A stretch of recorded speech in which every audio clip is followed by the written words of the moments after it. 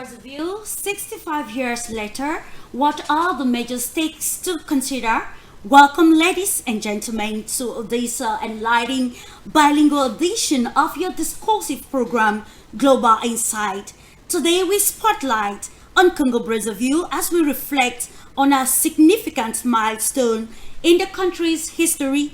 On August 15, 2025, the Republic of Congo commemorated 65 years of independence under President Denis Sassou Nguesso, allowing citizens to honor the past while discussing and envisioning the nation's presence in the future.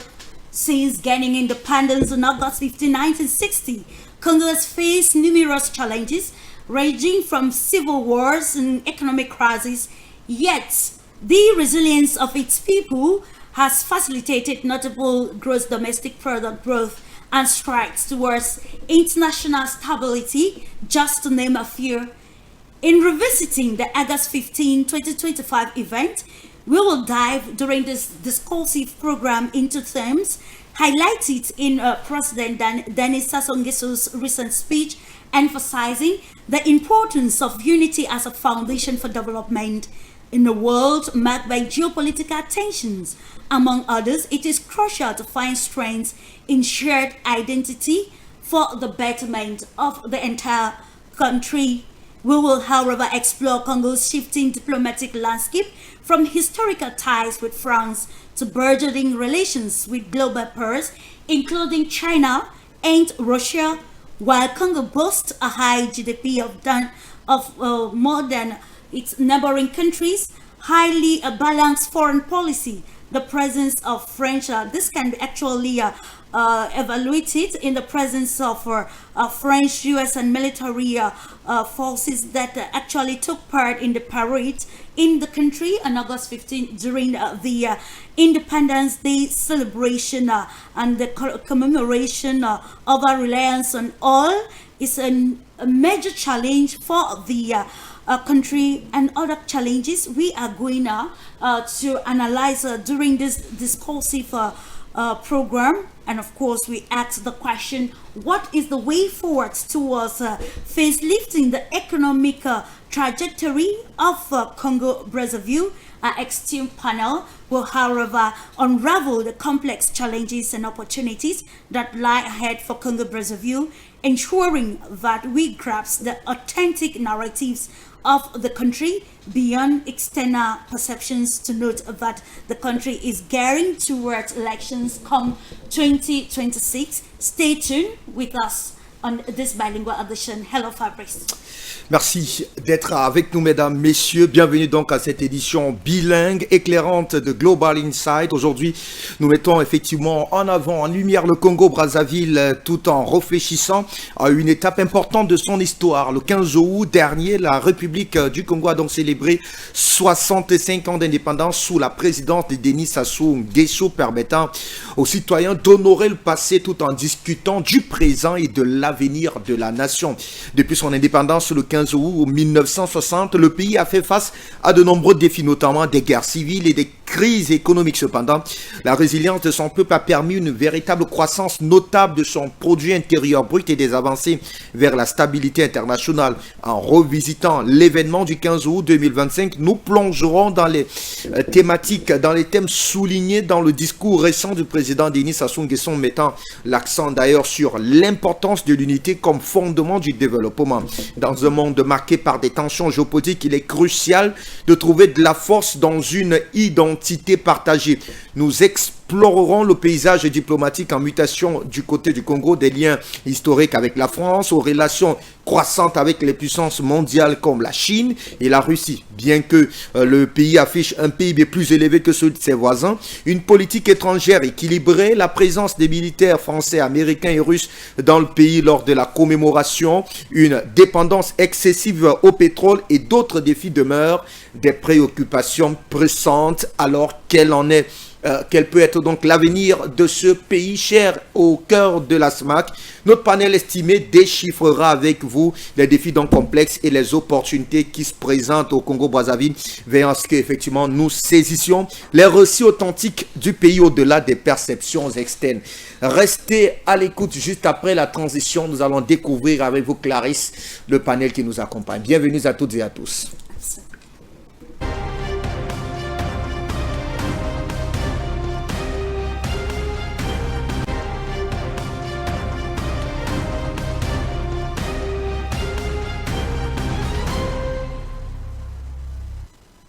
Caribou Africa, Mbote Africa, ladies and gentlemen, welcome to this special edition of Global Insight, brought to you, of course, by GlobeUs, and we continue to analyze the event that marked the Independence Day celebration in Congo Brazzaville. That was on the 15th of August 2025, and we are asking what are the major stakes that the country actually is witnessing at this particular moment from 1960 till date. And of course, just to note that we are going to analyze aspects that have to do with how the country actually navigated the post-colonial era, taking itself out of the France's internal diplomacy in the country, since it's a former French colony. We also want to see the country's international standing diplomatically,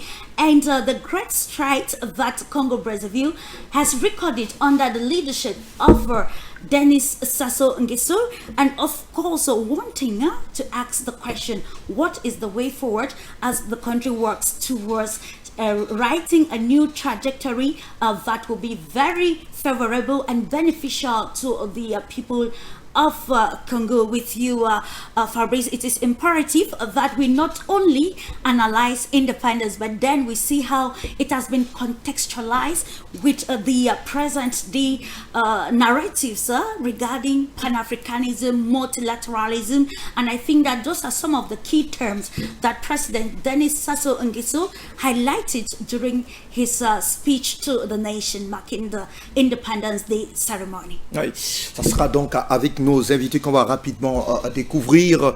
Docteur Godi et Stanislas, vous êtes universitaire, mais surtout maître des conférences. Merci de nous retrouver au cœur de cette réflexion. Bienvenue à vous, docteur.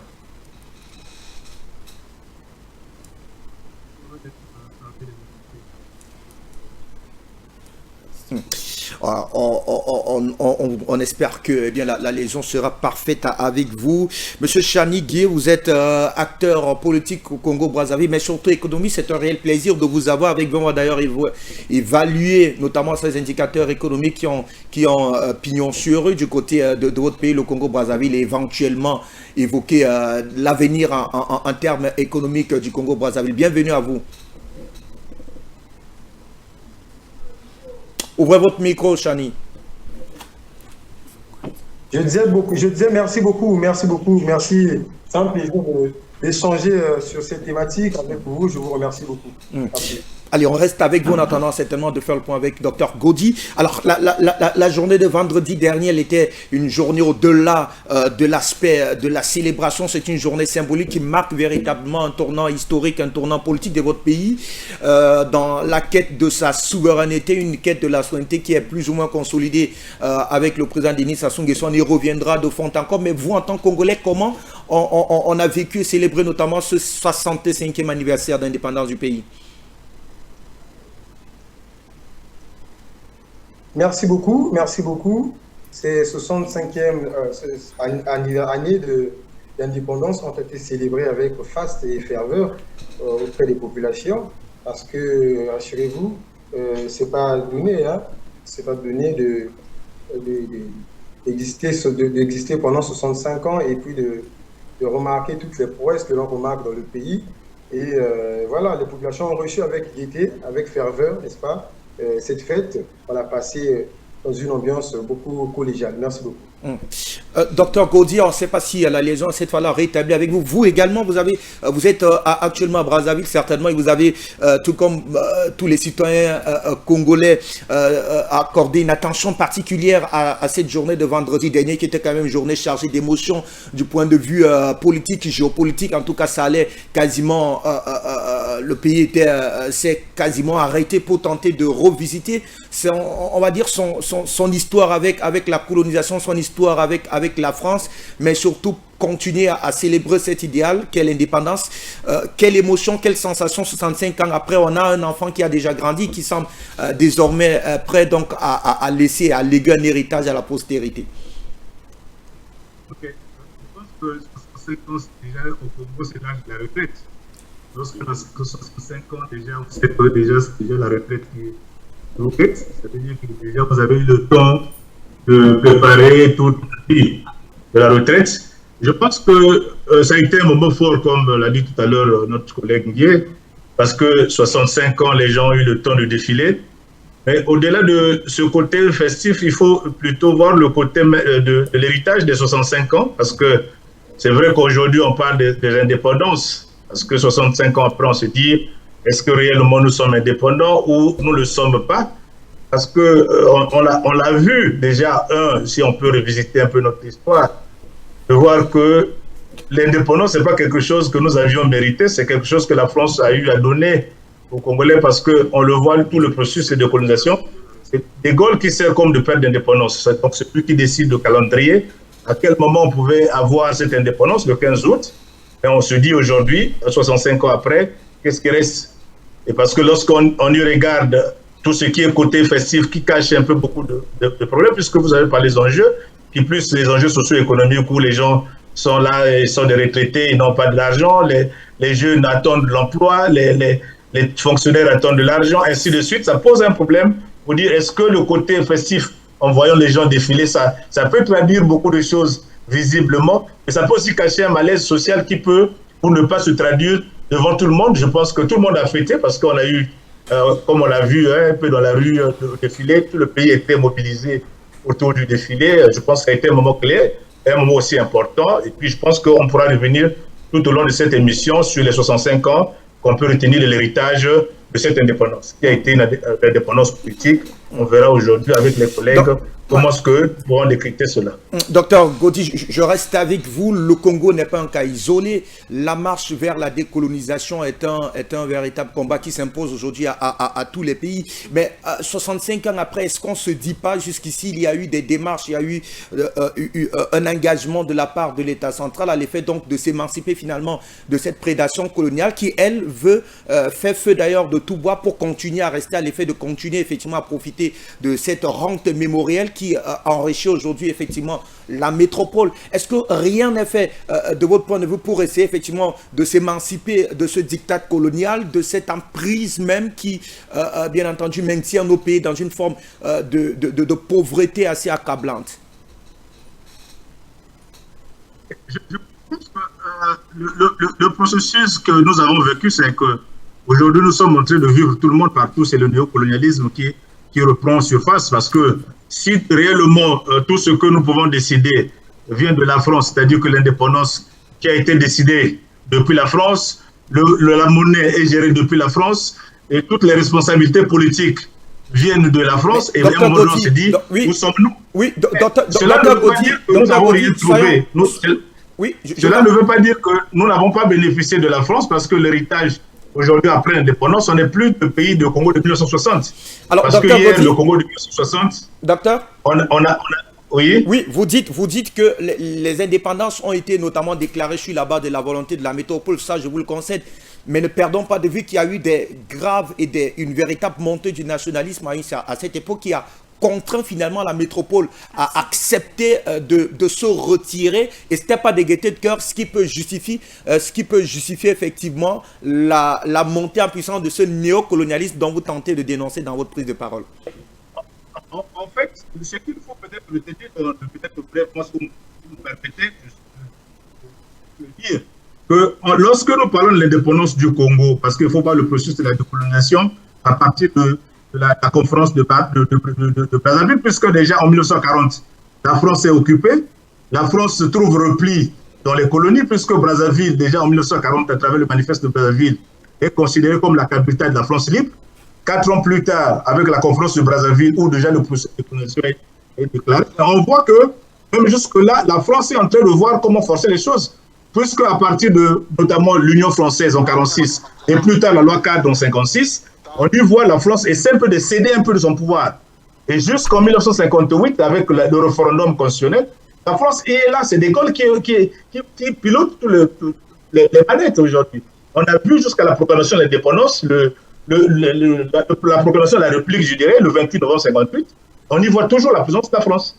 Et de là, on y voit déjà que le Congo, qui se dit déjà un pays qui se prépare à l'indépendance, est toujours contrôlé par la France. Donc le 15 août, ce ne sont pas les nationalistes. On a eu des nationalistes, c'est vrai, comme Mathieu André, qui ont lutté pour la libération de l'homme noir, notamment dans la lutte contre les pots de capitation et le travail forcé. Mais au Congo, on n'a pas eu cette chance, comme on a vu ailleurs, des guerres d'indépendance en Angola, comme on a vu, par exemple, les figures tutélaires comme Agostino Neto, on a vu comme Amilcar Cabral. Mais au Congo, c'est les leaders nationalistes, c'est vrai, à travers les partis politiques qui ont œuvré pour l'indépendance. Mais en tant que tel, on ne peut pas dire que X peut être considéré comme le père de l'indépendance. Par exemple, Youlou, aujourd'hui, le débat, c'est de dire est-ce que Youlou, c'est le père de l'indépendance du Congo, alors que c'est la France qui a décidé à quel moment on devait avoir l'indépendance. On y voit jusqu'à après l'indépendance que la France reste en train de jouer, tirer des épingles à tous les niveaux. Et à ce moment-là, on s'est dit est-ce que ça a été donné parce que l'Indochine, il y avait la guerre, parce qu'on sait que ailleurs à côté, au Congo belge, nous avions les conflits post-indépendance. Est-ce qu'il fallait dire, avec une reconnaissance, avec la participation des Congolais dans les 2 guerres mondiales, où on se disait, bon, on leur donne un peu, et on savait à quel moment ils devaient revenir, puisque le pétrole devait être là, c'est eux qui devaient fixer le prix, le bois était là, et d'autres matières premières, puisque l'économie, déjà le franc CFA en tant que tel. Vous savez tous que à l'époque coloniale, le CFA France, CFA veut dire quoi? Les francs des colonies françaises d'Afrique. Donc aujourd'hui, on a changé juste dire des francs de la communauté financière africaine. On y revient puisque tout est joué au niveau de la France. Et finalement, cette indépendance, on dit indépendance, alors qu'on sait que tout devait être géré depuis la France, qui devait gérer le pays, comment est-ce qu'on devait gérer l'économie, et tout devait partir de là. C'est pour cette raison que je dis qu'on a changé juste des lettres pour dire on vous donne l'indépendance, mais on sait comment revenir à notre fin. C'est-à-dire qu'on vous laisse un peu le temps, la portion de gérer, mais on savait qu'on devait toujours revenir. And of course, Fabrice, I think it is why we're here to understand fully why independence celebration for the people of Congo. They said it's a time to think about the trajectory of the country and how they managed to have that sovereignty, which they are still fighting to have it in full totality in a present context. And this brings us again to look at the politics of the president of the Republic of Congo, Denis Sassou Nguesso, in ensuring that in wanting to have that full independence and sovereignty of its nation, it should actually not see Congolese in a very violent act that will be very detrimental again to the people of the Congo. Tout à fait. Alors, cher ami Chani Guier, je vous retrouve.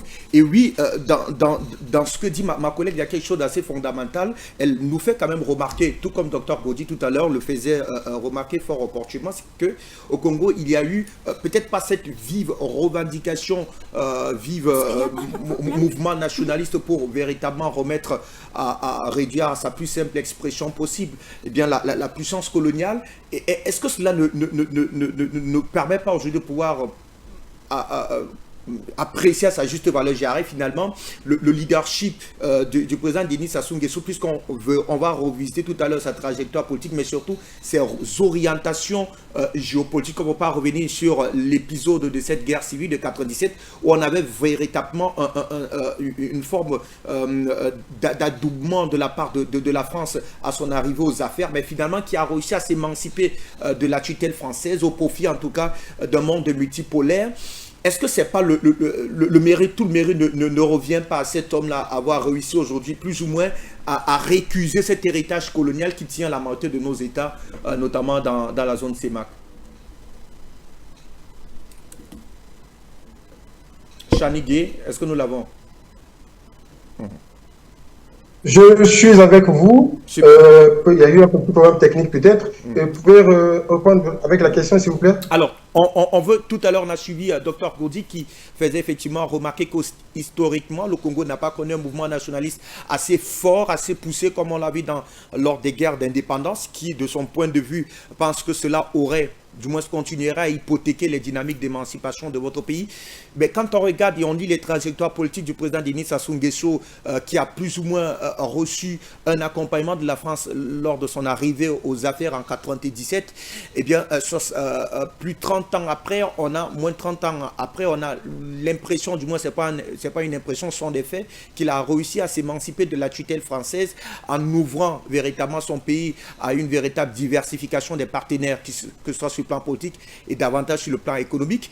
Est-ce que là, on ne peut pas saluer, en tout cas, la dextérité de l'homme qui a réussi à réorienter l'histoire de ce pays vers d'autres destinations du point de vue de la coopération bilatérale avec d'autres États?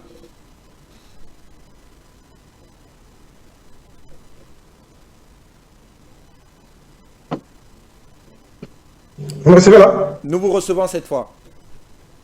D'accord. Bon, ben, merci pour la question. Alors, j'ai suivi avec attention le docteur tout à l'heure.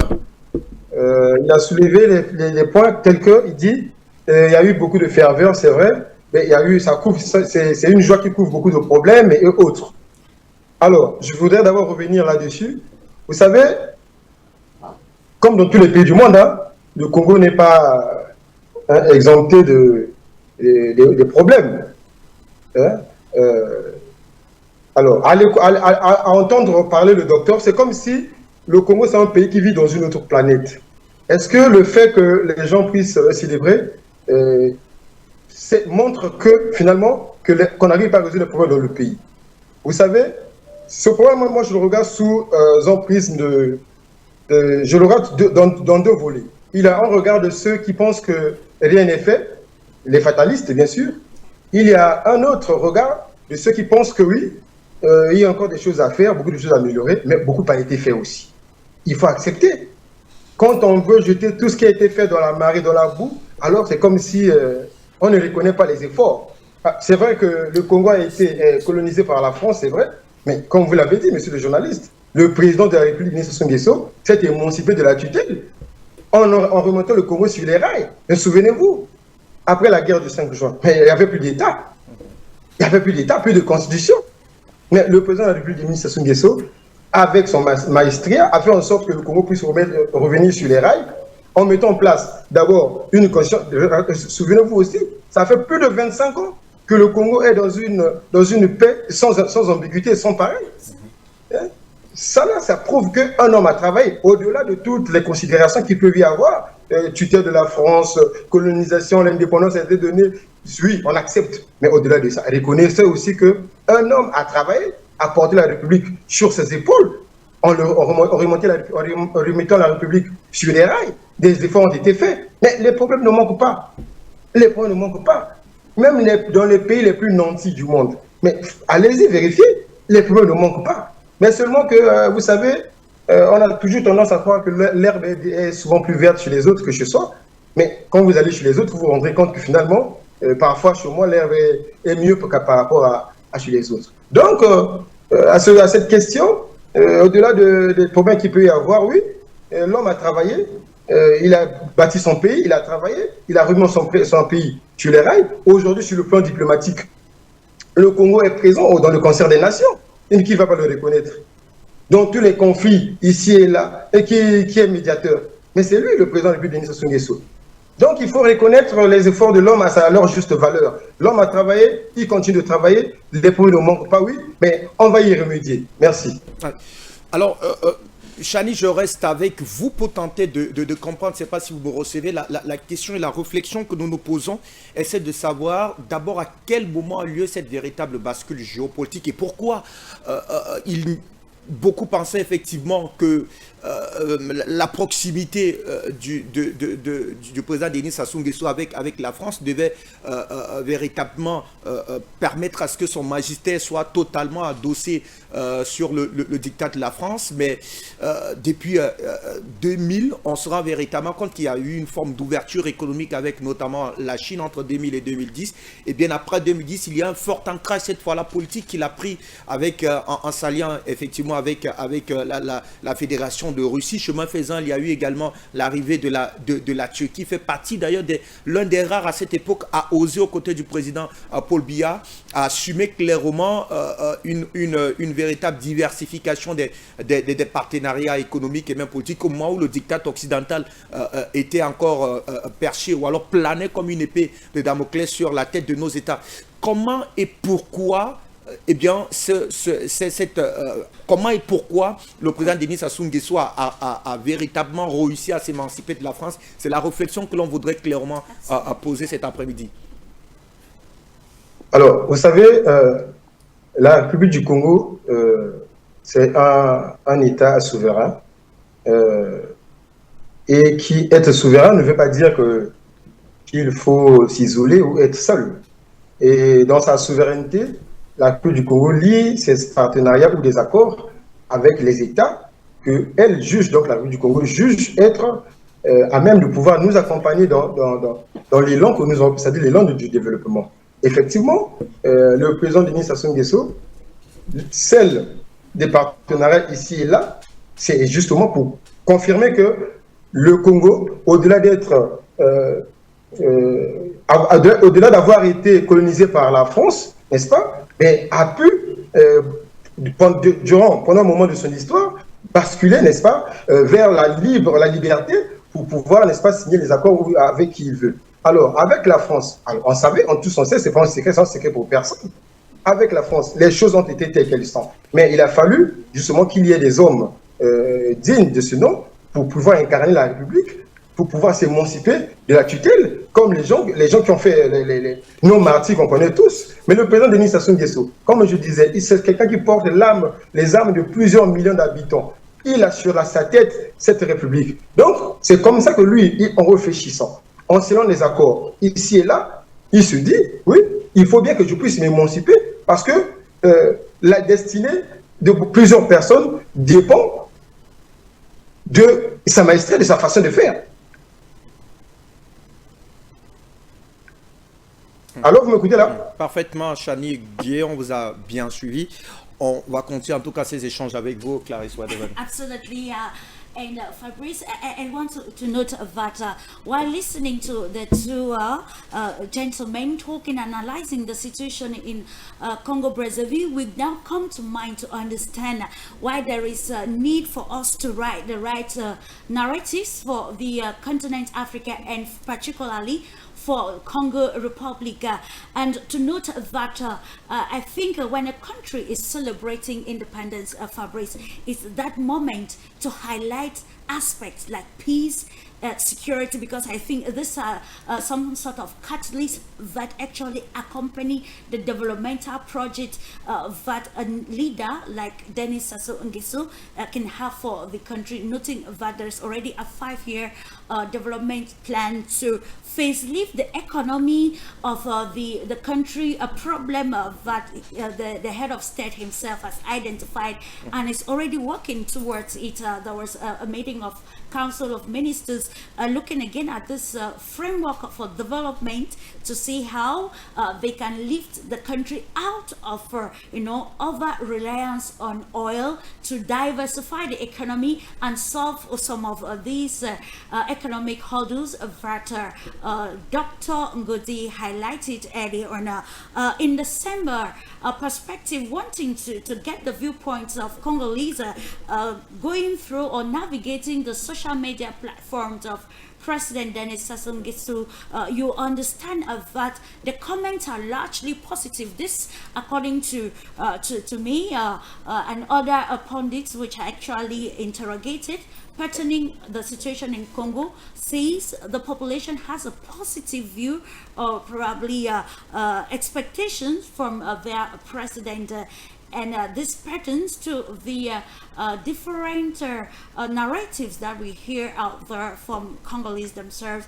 And with this that we've said, let's also get the viewpoints or the reactions from some young Congolese who actually applauded the Independence Day celebration, and we'll join you right after that.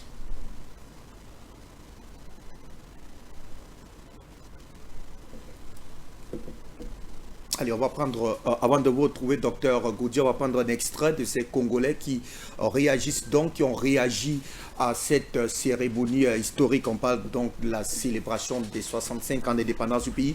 Suivons plutôt cet extrait que nous propose la réalisation. Indépendante ne soit juste pas des chiffres. Que cela puisse rimer avec et nous les citoyens congolais, voir 65 ans, avoir 65 ans, l'excession d'indépendance par rien. C'est très significatif. Vous avez vu comment est-ce que le Congo a évolué, les infrastructures ont évolué, les administrations ont évolué après les indépendances. Parce que hier, quand on n'était pas encore indépendant, on ne bénéficiait pas de certaines prérogatives. Mais aujourd'hui, avec cette évolution, nous voyons comment est-ce que le président, avec sa expérience, en train de mener le Congo vers un développement stable. 65 ans d'indépendance, c'est bien, mais qu'est-ce que nous, les citoyens, on peut apporter à la République? Et qu'est-ce que nous pouvons faire pour que ce 65 ans d'indépendance ne soient juste pas des chiffres? Que cela puisse rimer avec les objectifs de développement durable, car nous sommes à l'avènement de la zone de libre-échange continentale. Et 105 ans d'accession à l'indépendance qui nous permettent également de projeter l'avenir et d'être ceux-là qui participent à la construction et au développement de tout pays. Parce que l'objectif de l'indépendance, c'était pas seulement d'être libre, mais plutôt d'être innovant et créateur afin de donner un bel avenir aux générations futures. La population a été plus impactée, la population a plus manifesté sa joie. La population était là avec nos présidents de la République, la population qui est cet événement, la population a participé à cet événement et c'est une job nue comme bonnet. Of course, Fabrice and ladies and gentlemen, that was just an excerpt of some Congolese expressing their viewpoint on August 15, 2025 as the commemorated the Independence Day. Of course, a day for them that they decided to honor those who actually sacrificed a lot to see that we have the peaceful Congo that we have today with a clear trajectory for the future. Yeah. What do you think, Fabrice? Allez, c'est là d'ailleurs le grand enjeu, les attentes de ces nombreux Congolais. Docteur Gaudi, je vous retrouve, on a suivi avec beaucoup d'intérêt bien vos concitoyens qui, je vais reprendre d'ailleurs clairement à mon compte la question l'un d'eux qui disait, alors qu'est-ce que nous avons apporté, qu'est-ce que nous apportons pour véritablement construire ce Congo? On se rappelle effectivement que lors de du discours du président de la République en 2024, il convoquait là une véritable unité de tous les Congolais à l'effet donc véritablement de construire cet idéal qui est, du moins cet idéal qui est le Congo que vous avez d'ailleurs en partage. Et en 2025, il convoquait la réalité ou alors la donne géopolitique, mais surtout le contexte mondial qui est véritablement aujourd'hui marqué par les guerres et autres menaces qui frappent donc notamment aux portières et aux frontières de nos États, d'où une forme d'invite davantage à la solidarité, à l'effet de continuer à magnifier cet idéal, mais surtout de travailler ensemble à l'effet donc de pouvoir véritablement pouvoir jouir des fruits de la croissance. Il y a d'ailleurs l'un qui a convoqué ces ODD, les objectifs de développement durable, on y reviendra de fond en comble. Est-ce que l'on peut cracher notamment sur cet idéal? Est-ce que l'on peut récuser, docteur Gaudi, les efforts menés de bout en bout ici pour que le Congo-Brazzaville puisse véritablement s'affirmer aujourd'hui dans le concert des nations? Je pense que vous l'aviez soulevé, hein? Quand on sait un peu de faire une relecture de l'histoire du Congo sur les 65 ans de l'indépendance que nous avions eu, nous en avons eu 6 présidents. Et en termes de longévité au pouvoir, on sait que le président Denis Sassou Nguesso, sur les 65 ans, il en a eu au moins 42 ans au pouvoir. Ce qui veut dire que c'est un record par rapport aux autres présidents qui sont arrivés au pouvoir, puisque en 65 ans, nous avons eu le premier président, c'est Nabil Fulbert Youlou. C'est vrai qu'il est arrivé au pouvoir en 59. notamment bien avant l'indépendance. Il en a passé jusqu'en 63, 3 ans. Le second, Massamba Deba, 5 ans.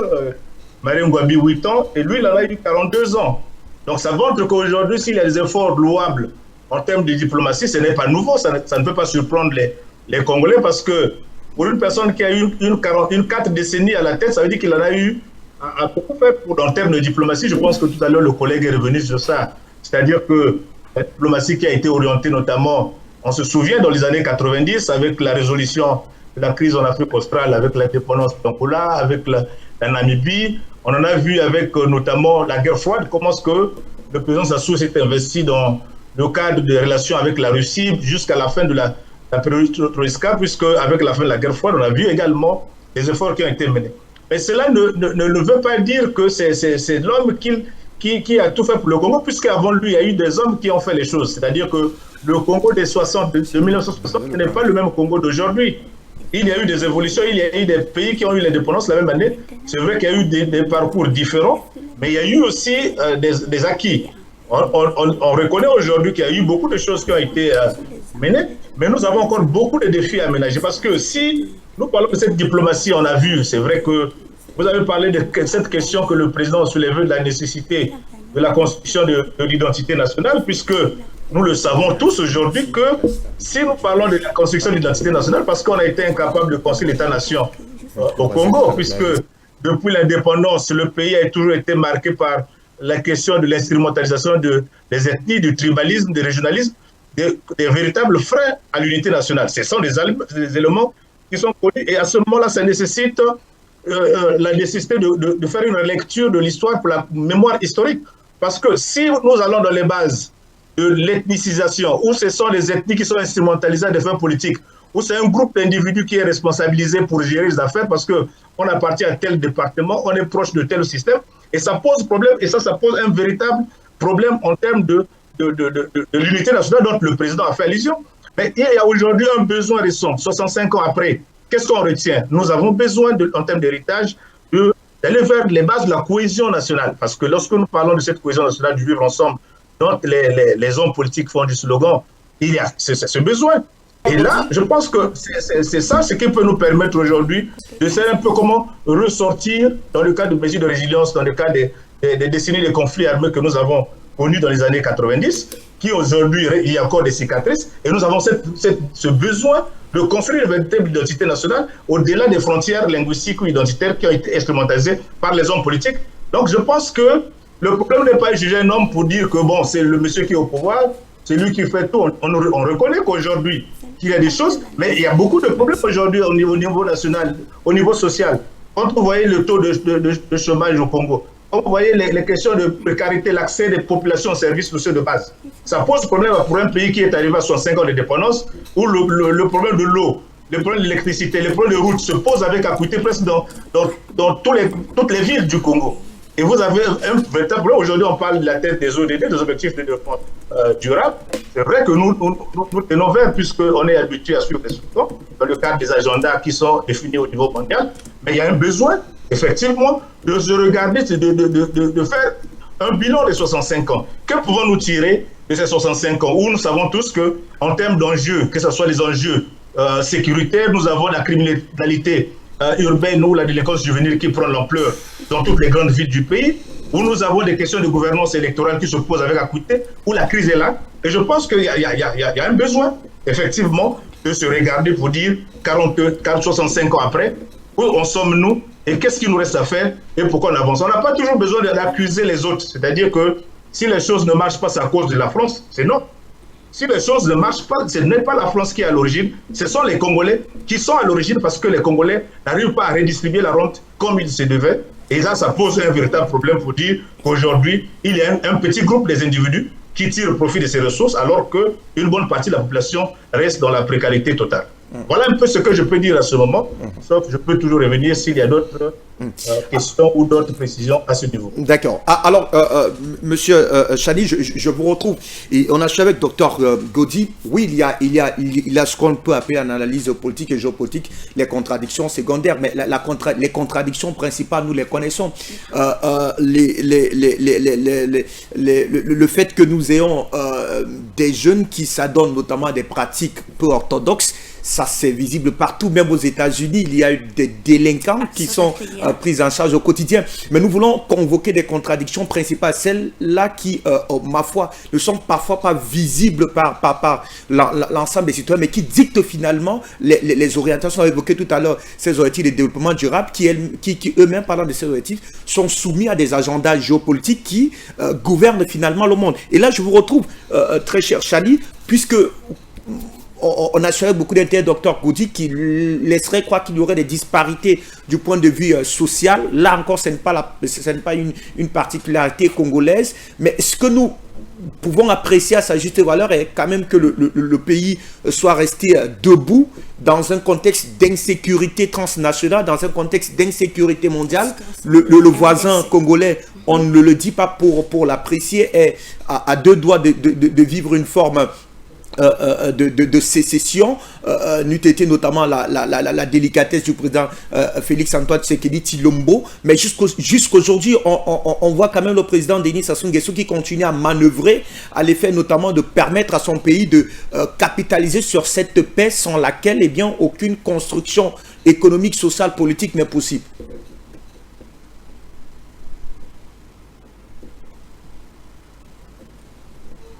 Votre micro, Chani. Je disais tantôt, merci beaucoup, j'ai suivi avec beaucoup d'attention le docteur. Vous avez tout dit dans votre question, vous avez tout dit. Tout à l'heure, je parlais de la théorie de l'herbe qui serait plus verte chez les autres que chez soi. Vous avez tout dit, tout dit. Les questions d'insécurité. Mais on n'a qu'à regarder autour de nous, suivez mon regard. Mais le Congo, nous sommes peut-être plus mieux que chez les autres par rapport aux questions de l'insécurité. Le docteur a dit qu'il n'a pas de problème d'électricité, d'eau, de l'emploi et autres. Oui, effectivement, comme j'avais dit, les problèmes ne manquent pas. Les problèmes ne manquent pas, mais cela ne veut pas dire que rien n'est fait. Les choses se font. C'est vrai qu'elles se font de façon disparate, ici et là, mais quand on fait la somme de tout ça là, mais on se rend finalement compte que il y a beaucoup de choses qui se font. Il y a beaucoup de choses qui se font. Mais je vous ai parlé tout à l'heure, j'ai dit 25, prenons seulement de 2000 à aujourd'hui, à 2025. Mais regardez les efforts qui ont été faits. Regardez comment est-ce que le président de la République a mené de main de maître le pays. C'est vrai, on a connu des crises ici et là, mais c'est parce que sans le maître, nous avons un pays, notre pays, nous avons un budget national qui dépend à plus de 65-60% du pétrole. D'accord? Mais il nous faut une diversification de l'économie. Je pense que le président doit le faire.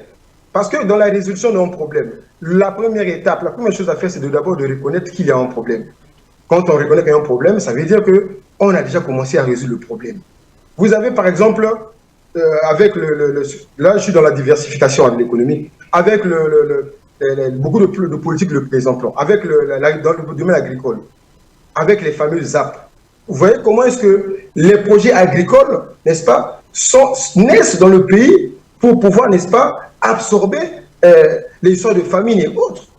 Les efforts sont faits, mais seulement que certaines personnes ne voient pas ces efforts. Ils regardent seulement ce qui ne marche pas. Oui, ça ne marche pas. Certaines choses ne marchent pas. Oui, il y a des crises. Oui, mais est-ce que nous sommes le seul pays où les choses toutes les choses ne vont pas comme on s'y attendait? Mais les mesures doivent être prises. Oui, il nous faut une thérapie, c'est vrai, de choc pour pouvoir pallier, n'est-ce pas, tous ces problèmes. Sur le plan sécuritaire, sur le plan de l'emploi, les mesures sont prises. Le président de Sassou Nguesso, il ne fait que parler de ça. Il ne fait que parler de ça. Parce que lui-même, il a remarqué, il a dit, il a mis en place des instances de lutte contre la corruption. Plusieurs instances d'ailleurs. Ça veut dire que c'est quelqu'un qui veut mener son pays vers le haut. Qui veut mener les destinées de son pays vers un niveau où tout le monde, en regardant, accepte et reconnaît que finalement, il y a des efforts qui se font. Oui, 65 ans après, c'est le moment du bilan, de faire le bilan. Quand on fait le bilan, quand on regarde derrière nous, de 1960 jusqu'à 2000, le pays était où? Aujourd'hui, il est où? À quel niveau?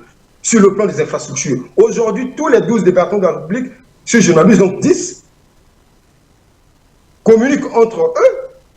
Il y a des infrastructures qui ont émaillé le pays, en commençant du département de Brazzaville à Pointe-Noire. Vous savez qu'aujourd'hui, on peut quitter de Brazzaville, prendre son véhicule, on prend à Brazzaville jusqu'à Pointe-Noire, sans être dérangé. On quitte Pointe-Noire, on va dans les plateaux, on quitte les plateaux, on va dans la cuvette ouest, sans être inquiété, sur une des routes bitumées. Mais ça veut dire qu'il y a des choses qui se font. Comme a dit le docteur tout à l'heure, il ne s'agit pas d'indexer quelqu'un, c'est le devoir de tous. Le président de la République, tous les jours, dans ses discours, il nous appelle à l'unité nationale. Il nous appelle à l'unité nationale. C'est une unité nationale que lui, il a mis autant d'efforts à construire. Aujourd'hui, sur le plan international, le Congolais, l'homme congolais, le drapeau congolais est respecté, mais c'est grâce aux efforts du président de la République, Denis Sassou Nguesso. Quand tu prends le Congolais de Brazzaville avec les voisins, enfin, les autres peuples qui nous entourent, suivez mon regard, à l'extérieur, mais je vous assure que le Congolais est regardé d'un bon œil. Mais pourquoi? C'est parce qu'un homme a travaillé, un homme a mouillé le maillot pour que son pays ne puisse être considéré dans le concert des nations. Mais s'il faut donner le mérite à un homme, mais c'est qui cet homme-là? Mais c'est le président de l'administration Nguesso. Mais en disant ça, je ne dis pas que toutes les choses, sur tous les plans, marchent.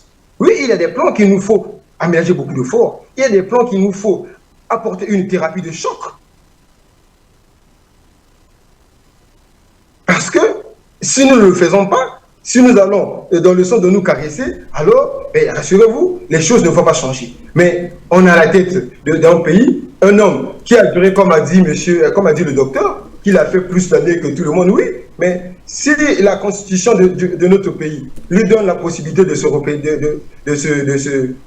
représenter aux élections, et les élections organisées dans les normes, c'est-à-dire que les normes sont respectées dans le délai demandé par la Constitution. Demandé par la Constitution, il les organise dans les délais presque demandés par la Constitution, et après les votes, il gagne ses élections, mais s'il le fait, et si la Constitution lui donne toujours la possibilité de le faire, à quoi bon tirer, sans le tirer, et qu'il a duré plus que tout le monde au pouvoir. Mais je pense aussi, si on va dans le sens de la comptabilité, c'est vrai qu'il a duré au pouvoir, mais c'est aussi l'homme qui a plus, n'est-ce pas, créé des infrastructures de développement dans le sens de tirer le pays vers un niveau acceptable et voilà. Voilà. Merci, monsieur le journaliste. Thank you so much, Mr. Shani Aguirre, for the insight.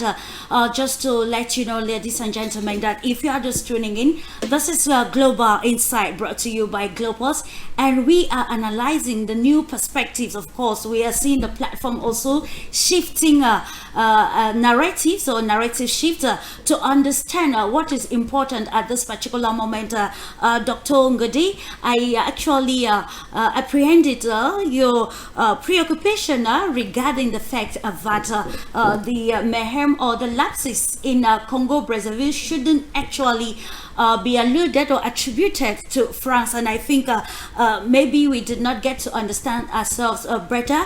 It was not to an extent blaming France, but then we are in the contemporary society in the 21st century where we see African countries still living and bearing the negative consequences of the French policies and of course system of assimilation that has actually greatly affected the mindsets of countries that today we see an economic downturn due to the fact that there is still that colonial mindset that is not ready to emancipate the people out of the situation. And when we want to contextualize in terms of diplomacy and even high stakes like geostrategic and geopolitical standing of a country, then we ask the question, should the duration of a head of state and power be a call for concern or probably a bone of contentions when we have crucial strategic issues dealing with the country at the moment? If you actually can comment on that. Alors, docteur Gaudi, dans le fond, on vous a suivi et d'ailleurs ma collègue tout à l'heure revenait sur le fait que vous semblez récuser le mandat de votre point de vue qui semble long de la part du président Denis Sassou Nguesso. Mais rappelons quand même que jusqu'ici, nous avons encore les méfaits de la présence occidentale, principalement celle française, qui a duré bien avant la colonisation, la période d'esclavage, de colonisation et même après les indépendances sous la forme de ce néocolonialisme. Et donc, pour nous, comme pour bien d'autres, la question de la limitation des mandats, puisque nous on est sur un média panafricaniste, n'est pas la véritable, la question de fond sur laquelle nous nous attardons, mais davantage les orientations que semblent prendre notamment nos États, nos gouvernements, à l'effet notamment de pouvoir permettre à ce que, et vous l'avez tout à l'heure, les fruits de la croissance puissent être véritablement, équitablement repartis. On espère qu'on retrouvera tout à l'heure Dr Gaudi, au moment où on tentait d'évoquer cette justesse politique réussie notamment par le président Denis Sassou Nguesso, à l'effet donc de tourner résolument son pays vers une forme de coopération multilatérale avec notamment la Chine, mais surtout la Turquie, la Fédération de Russie, en continuant tout de même également à donner une part des marchés, notamment à l'ancienne métropole, mais qui aujourd'hui, comme dans la plupart de nos États, n'a plus le fort ancrage qu'elle avait parlant de la France au lendemain, notamment bien avant les indépendances et bien après l'accession aux indépendances de nos États africains. Est-ce que nous avons nos invités via Zoom Réalisation? Pardon? Alors, docteur Gaudi, est-ce que vous nous recevez? Allez, on va convoquer un extrait avant de retrouver finalement nos invités. Nous vivons aujourd'hui en réalité dans un univers qui est économiquement mondialisé et pour atteindre les objectifs que nous nous sommes assignés, notamment la réalisation de notre plan national de développement qui s'exerce sur 5 années, nous avons besoin de diversifier nos partenaires, sachant d'autant plus que notre pays dépend énormément des exportations des énergies fossiles et nous sommes bien conscients que ce modèle aujourd'hui a montré ses limites. Et c'est la raison pour laquelle nous sommes ici aujourd'hui à Saint-Pétersbourg, parce que nous avons besoin de présenter les potentialités de notre pays, parce que nous sommes convaincus que le Congo est une terre d'opportunités. Il est important de faire connaître les potentialités du Congo. Nous avons d'abord une agriculture qui pourrait être développée de façon beaucoup plus importante. Nous avons de grandes terres arables dans notre pays, mais qui ne sont pas suffisamment exploitées. Et nous avons besoin aujourd'hui de les exploiter beaucoup plus pour atteindre déjà l'autosuffisance alimentaire pour notre propre pays, mais nous avons la capacité de produire pour pouvoir exporter.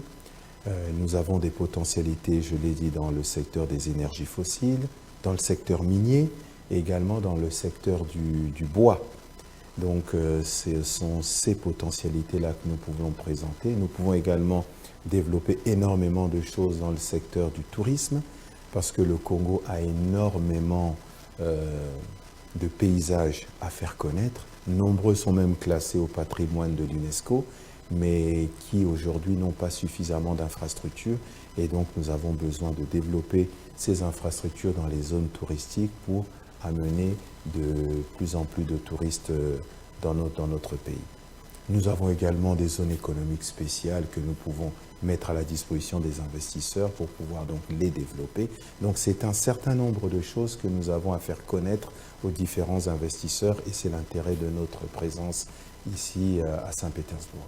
Les relations diplomatiques entre la République du Congo et la Fédération de Russie sont anciennes. Aujourd'hui, elles datent de 1964, ça fait aujourd'hui près de 61 ans.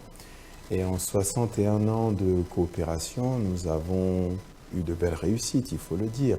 Nous avons formé énormément de cadres dans le domaine civil et dans le cadre des formations militaires, c'est vrai. Mais nous pensons que nous pouvons faire beaucoup mieux. Et ce n'est même pas que moi qui le dis, il y a énormément d'observateurs qui le pensent. Le président de la Fédération de Russie, son Excellence M. Vladimir Poutine, l'a dit lui-même qu'il peut développer beaucoup plus de choses. Et c'est justement à l'instar de cette réflexion qu'en septembre 2024, lorsque nous avons tenu la 7e session de la Grande Commission mixte de coopération intergouvernementale, que nous avons signé un accord important pour la réalisation d'un éléoduc au Congo par une entreprise russe qui travaillera bien entendu avec la Société nationale des pétroles du Congo, qui est notre société nationale, pour réaliser donc cet ouvrage important. Pourquoi? Parce que on voudrait que la matérialisation de ce grand projet devienne en réalité un catalyseur pour les échanges commerciaux entre nos pays. Nos relations avec la Fédération de Russie ont toujours été bonnes et nous entendons les consolider. Et c'était à l'instar de ce que je vous disais il y a quelques minutes. Nous avons fait beaucoup de formations de cadres sur le plan civil, nous avons fait beaucoup de coopération militaire, mais aujourd'hui, il faut passer au stade supérieur.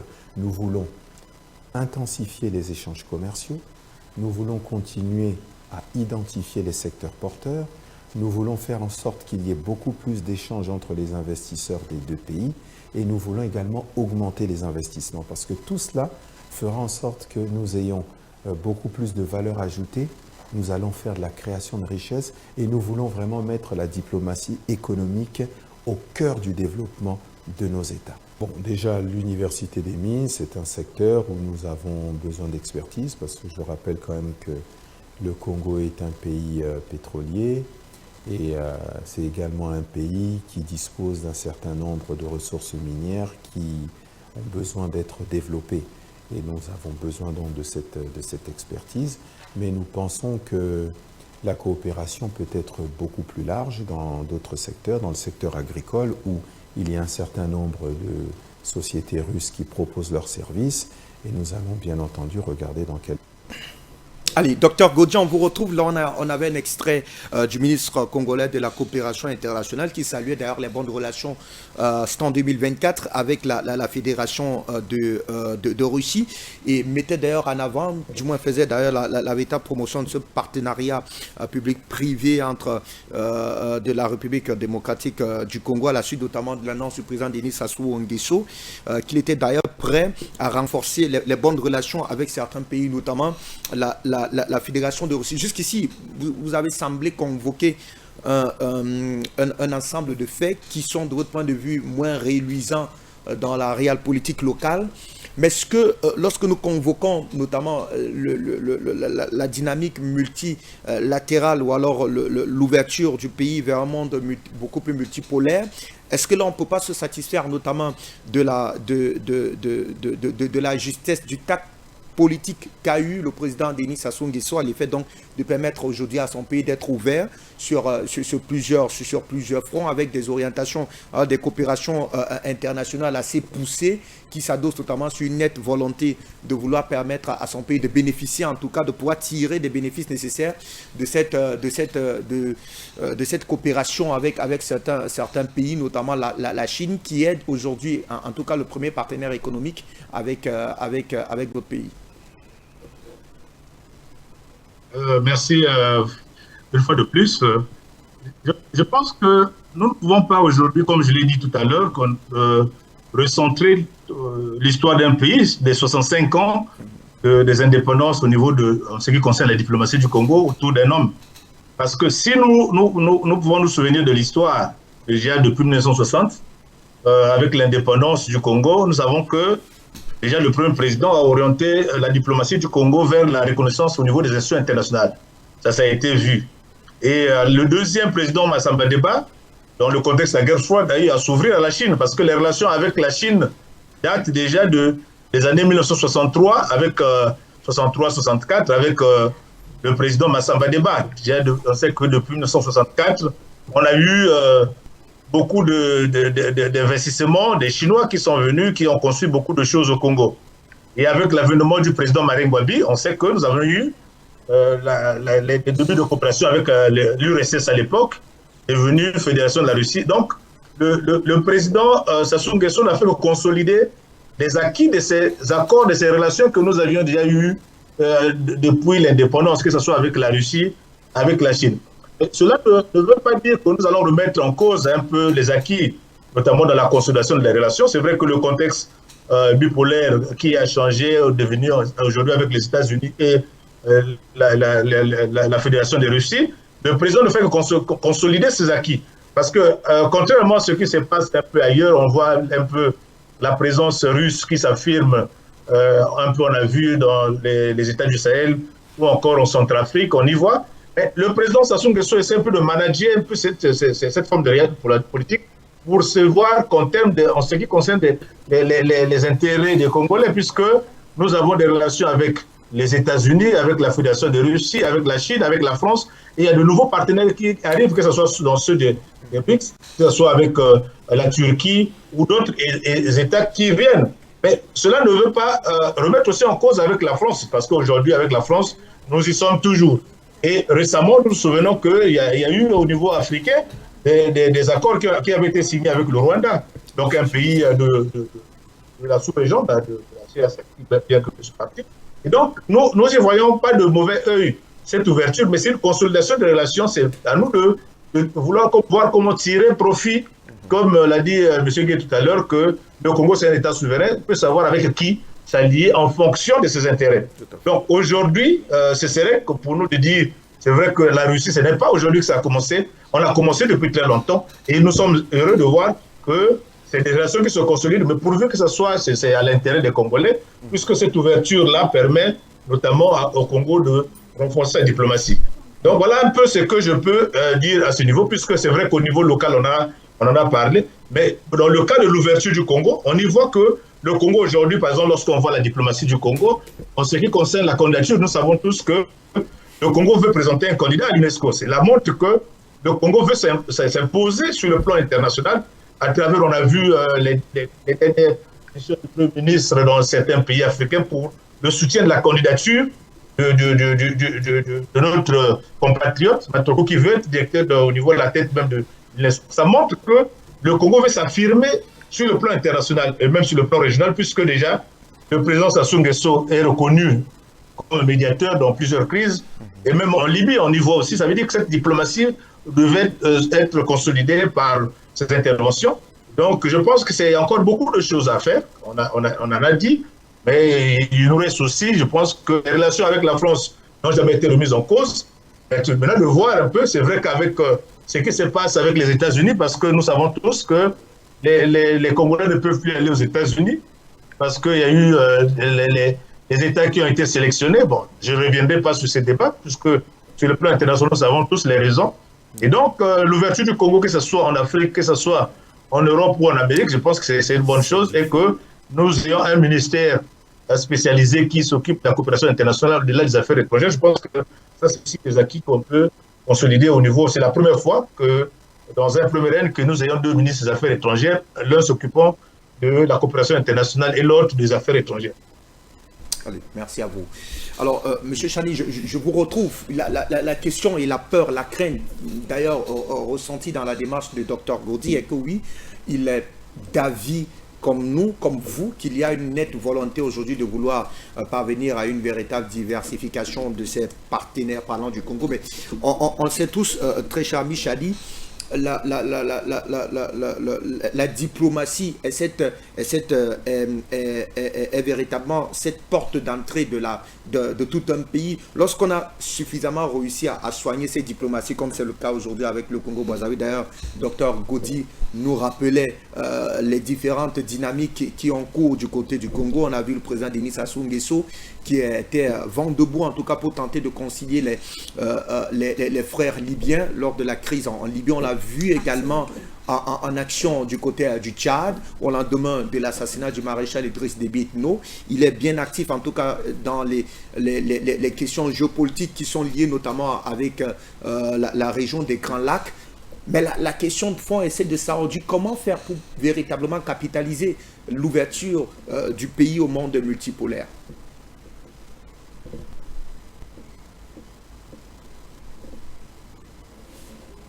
Ouvrez votre micro, je vous en prie.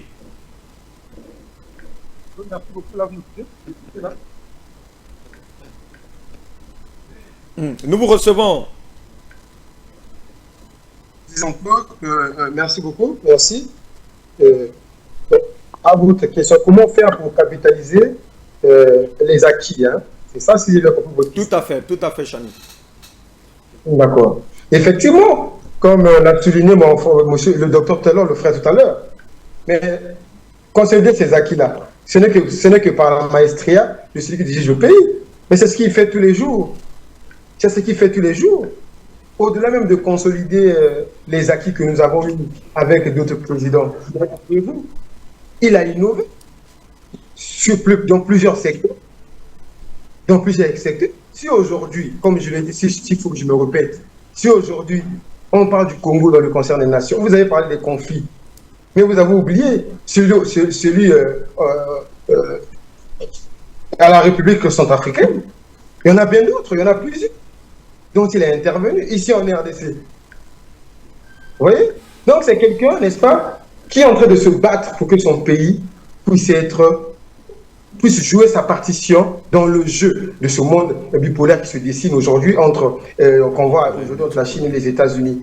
Il parvient, lui, à se frayer un chemin dans ce méli-mélo qu'on remarque aujourd'hui.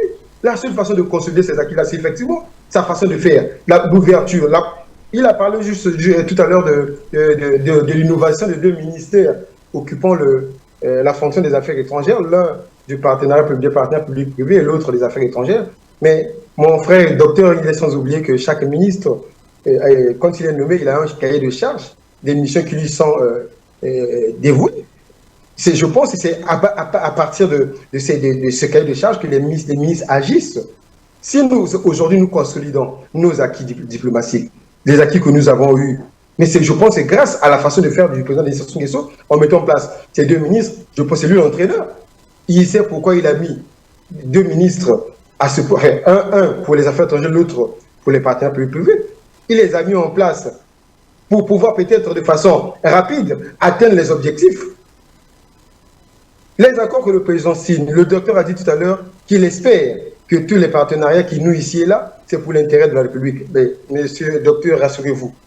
Rassurez-vous, depuis que je suis de près l'actualité politique de notre pays, mais tous les efforts que le président Denis Sassou Nguesso fait, ça montre clairement que tous les accords, tous les partenariats qui nous unissent ici et là, dans toute souveraineté, c'est dans l'intérêt premier des populations congolaises.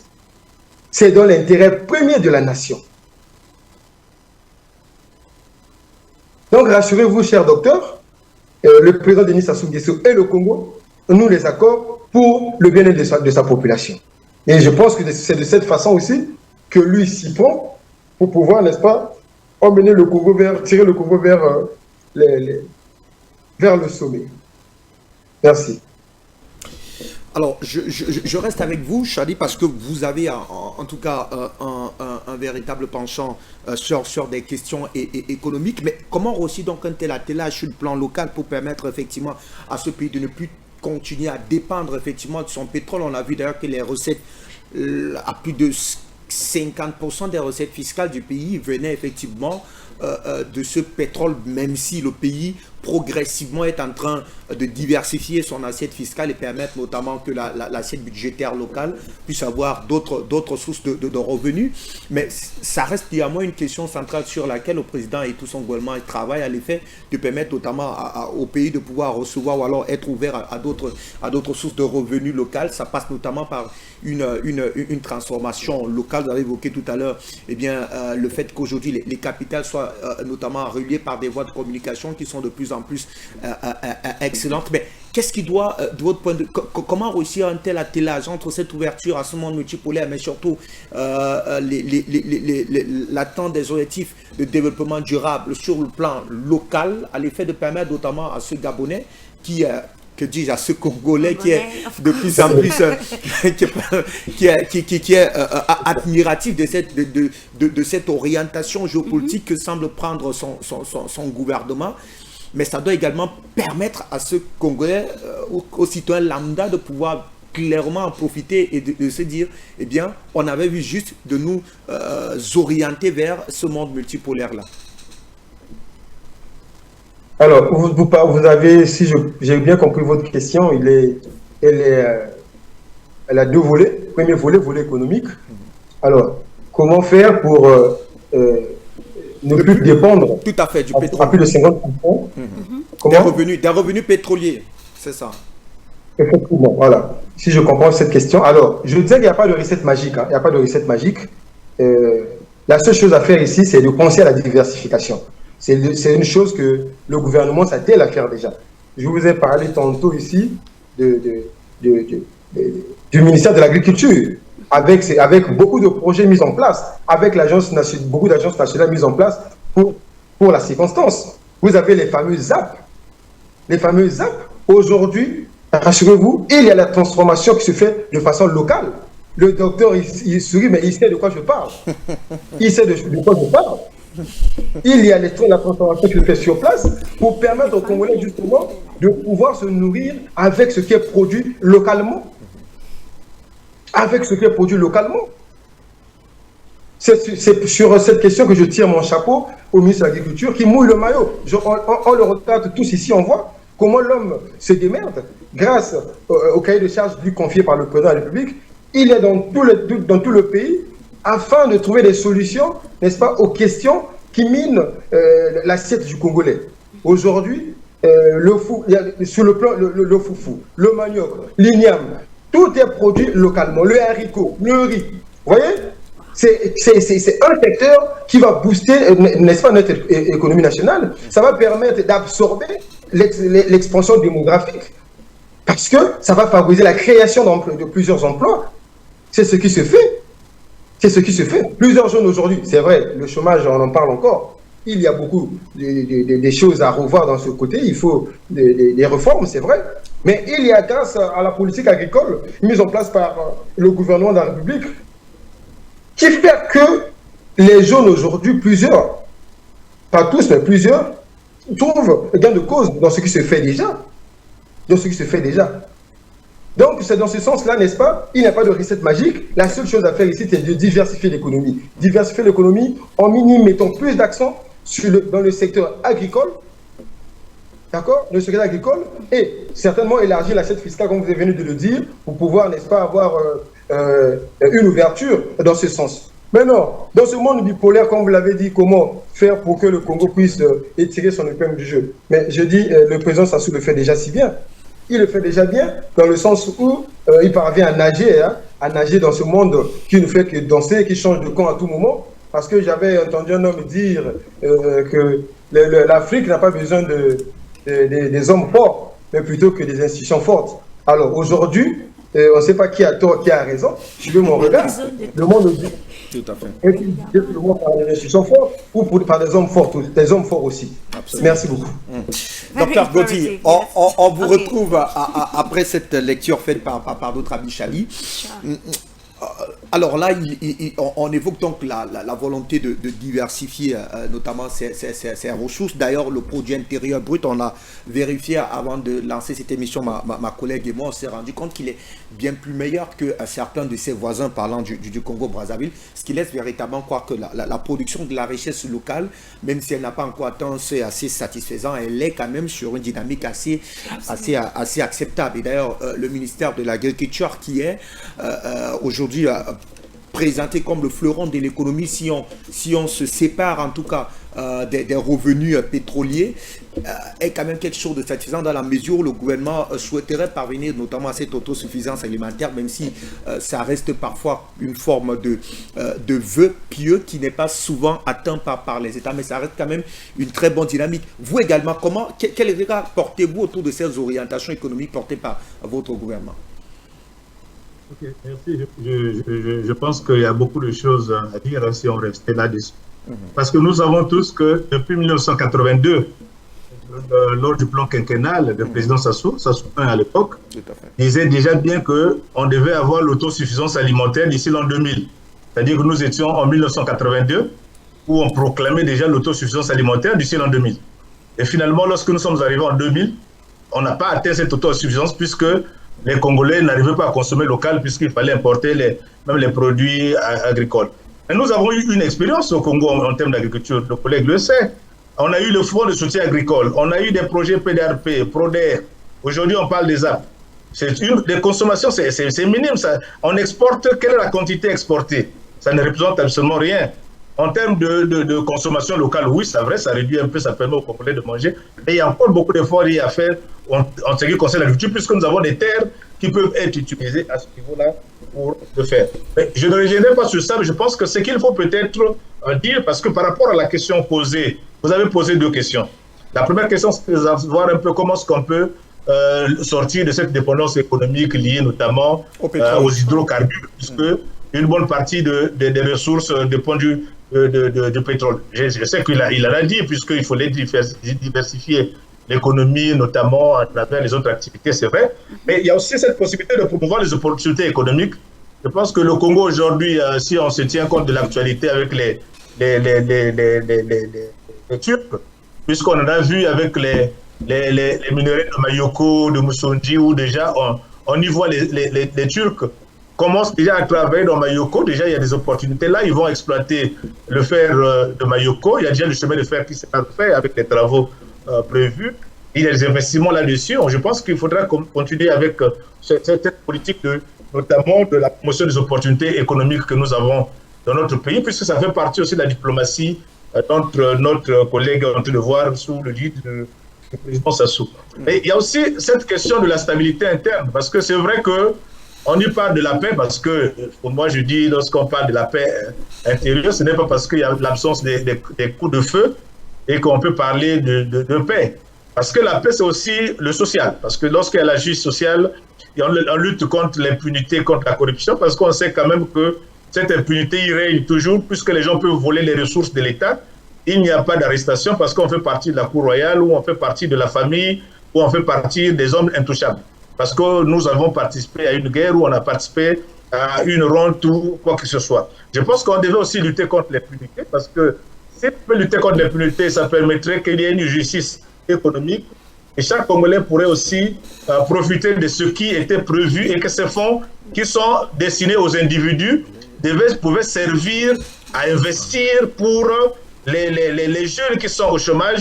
Parce qu'aujourd'hui, on le sait que le seul métier, nous avons les seuls métiers, les seuls secteurs qui recrutent, c'est l'armée, c'est l'enseignement, c'est la santé.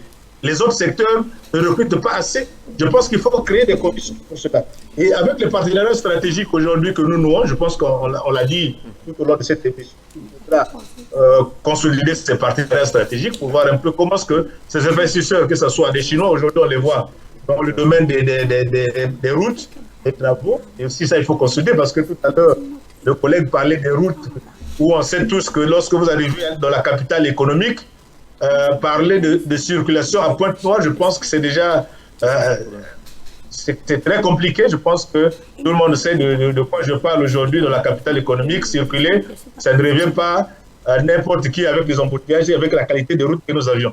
Mais ce qu'il faut peut-être faire aussi pour consolider cette diplomatie, c'est ce que le président Sassou Nguesso est en train de faire, notamment de la participation, à vouloir faire que le Congo participe aux instances internationales.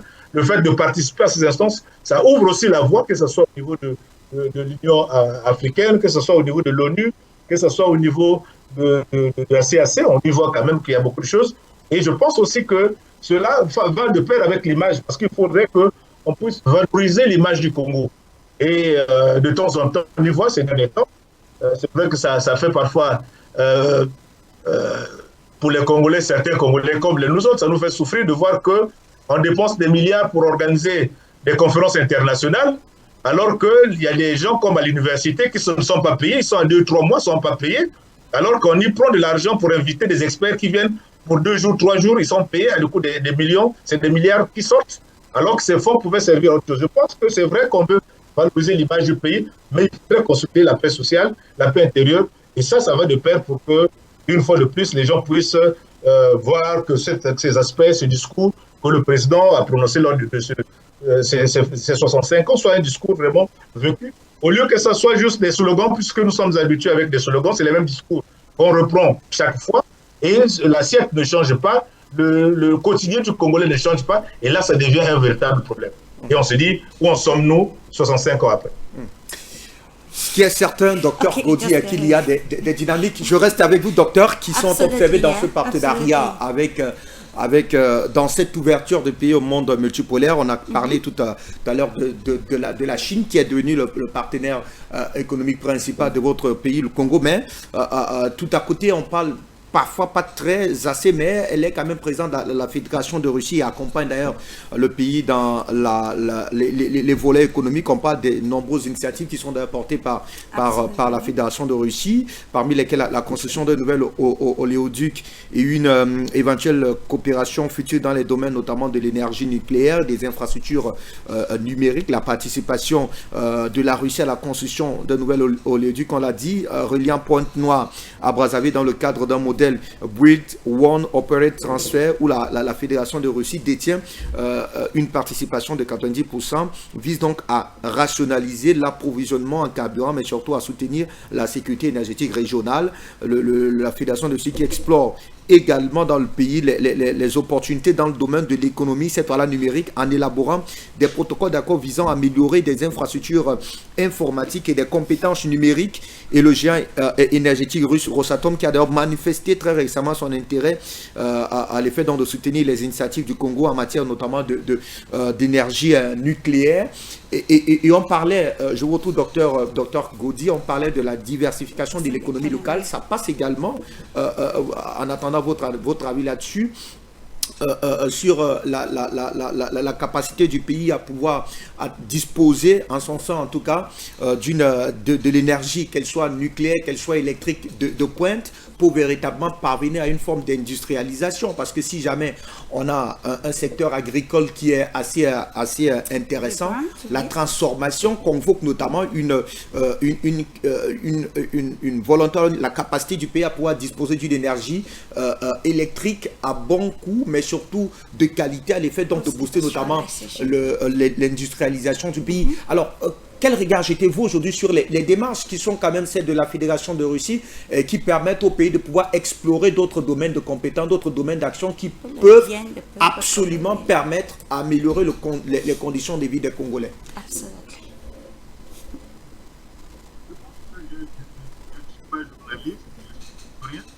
Parce que lui, l'historien, il raisonne sur la base des faits ou des concrets. Parce que je sais que souvent, on est habitué avec ces genres de promesses. Hein, parce que c'est une promesse, je pense que c'est louable. Il faut féliciter la diplomatie déjà pour notamment la coopération internationale pour ce genre d'accords déjà qui sont courts.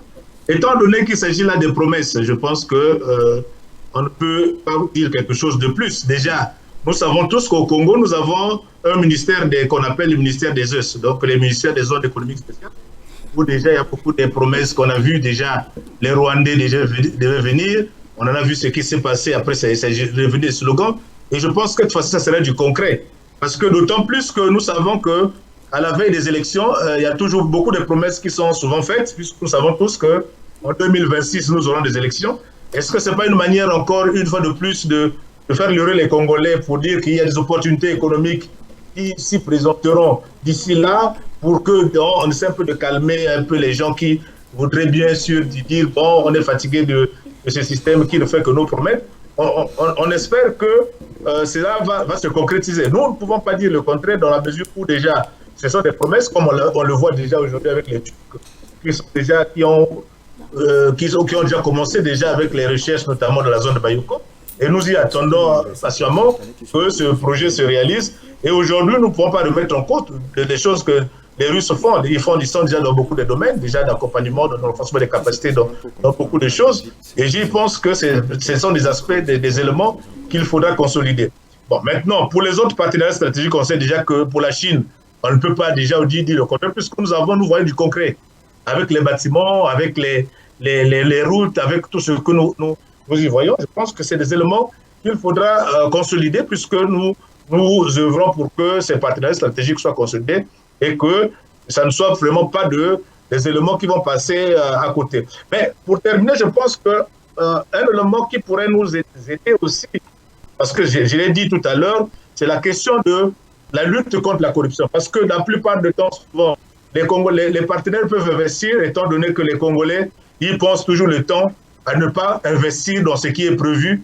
Ils sont là toujours dans les pots de vin, et ça peut décrire sur certaines choses. On a vu par exemple avec le projet que le président de la République, puisque tout à l'heure le collègue vantait bien les mérites du président dans le cadre des hôpitaux généraux dans les départements.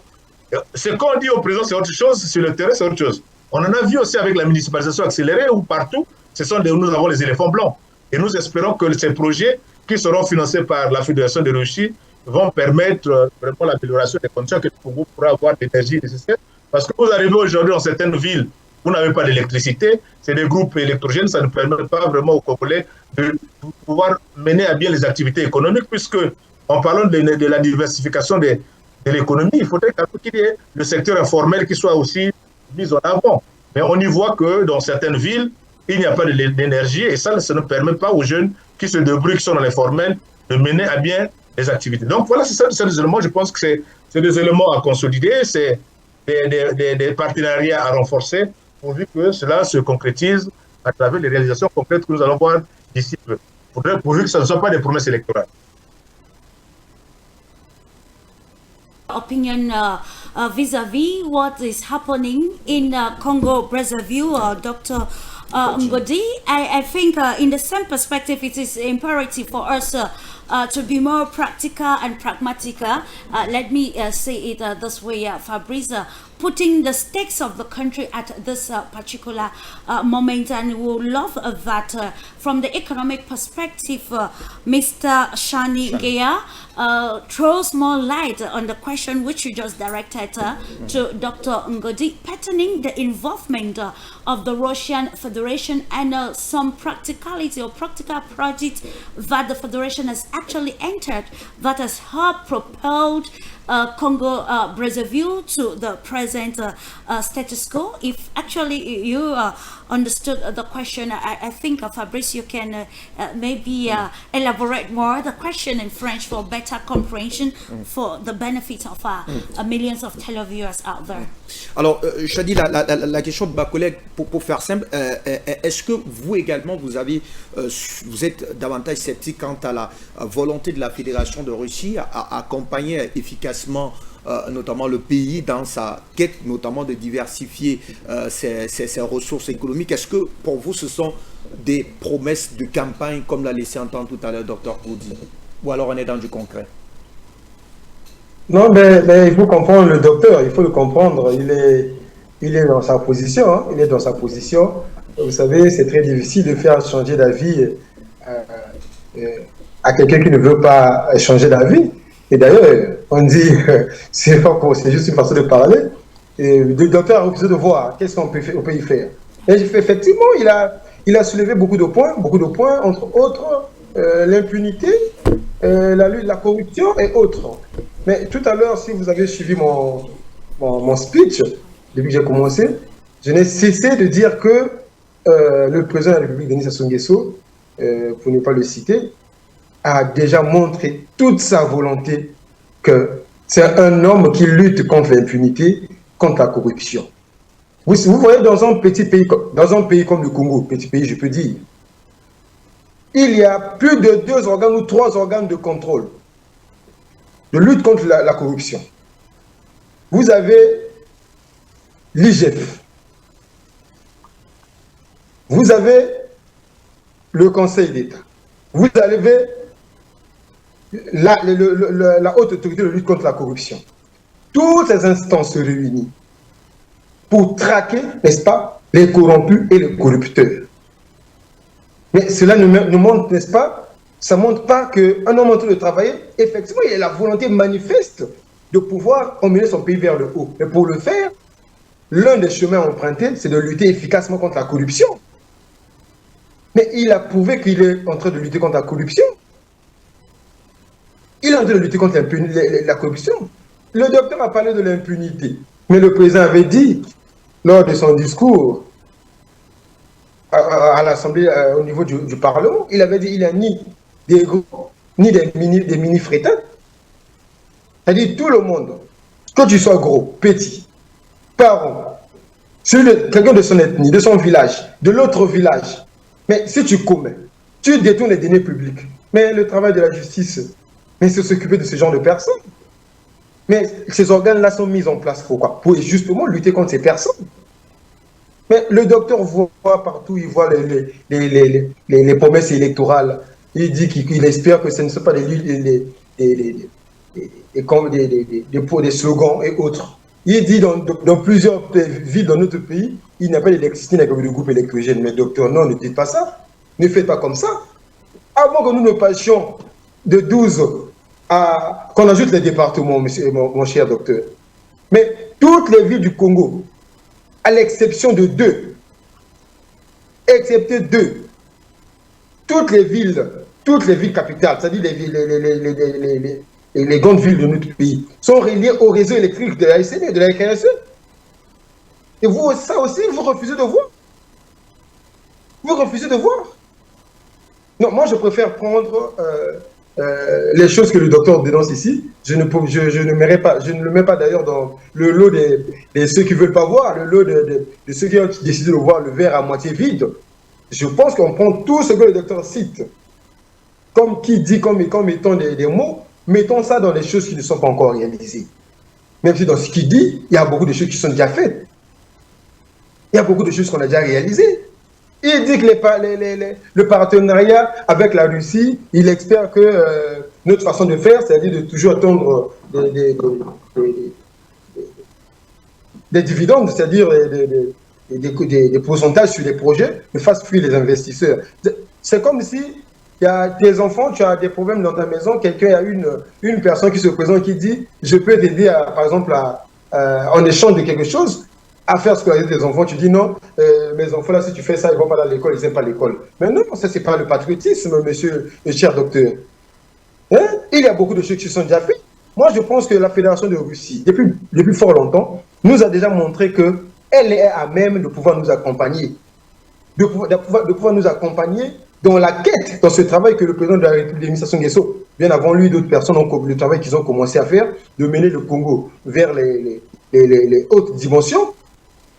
Ce travail pris par le président Denis Sassou Nguesso depuis un moment, qui continue de réaliser aujourd'hui, la Fédération de Russie nous a déjà montré qu'elle peut nous accompagner et on veut de son aide. Pas l'aide, on veut de son accompagnement, des échanges sur le plan de la technologie, des infrastructures, sur le domaine agricole. La Russie a déjà montré ses preuves. Aujourd'hui, tu ne peux pas parler, n'est-ce pas, du monde sans pourtant citer 2 pays ou 3 pays sans pourtant parler de la Russie. Ça veut dire que c'est un acteur majeur dans le développement, n'est-ce pas, du monde.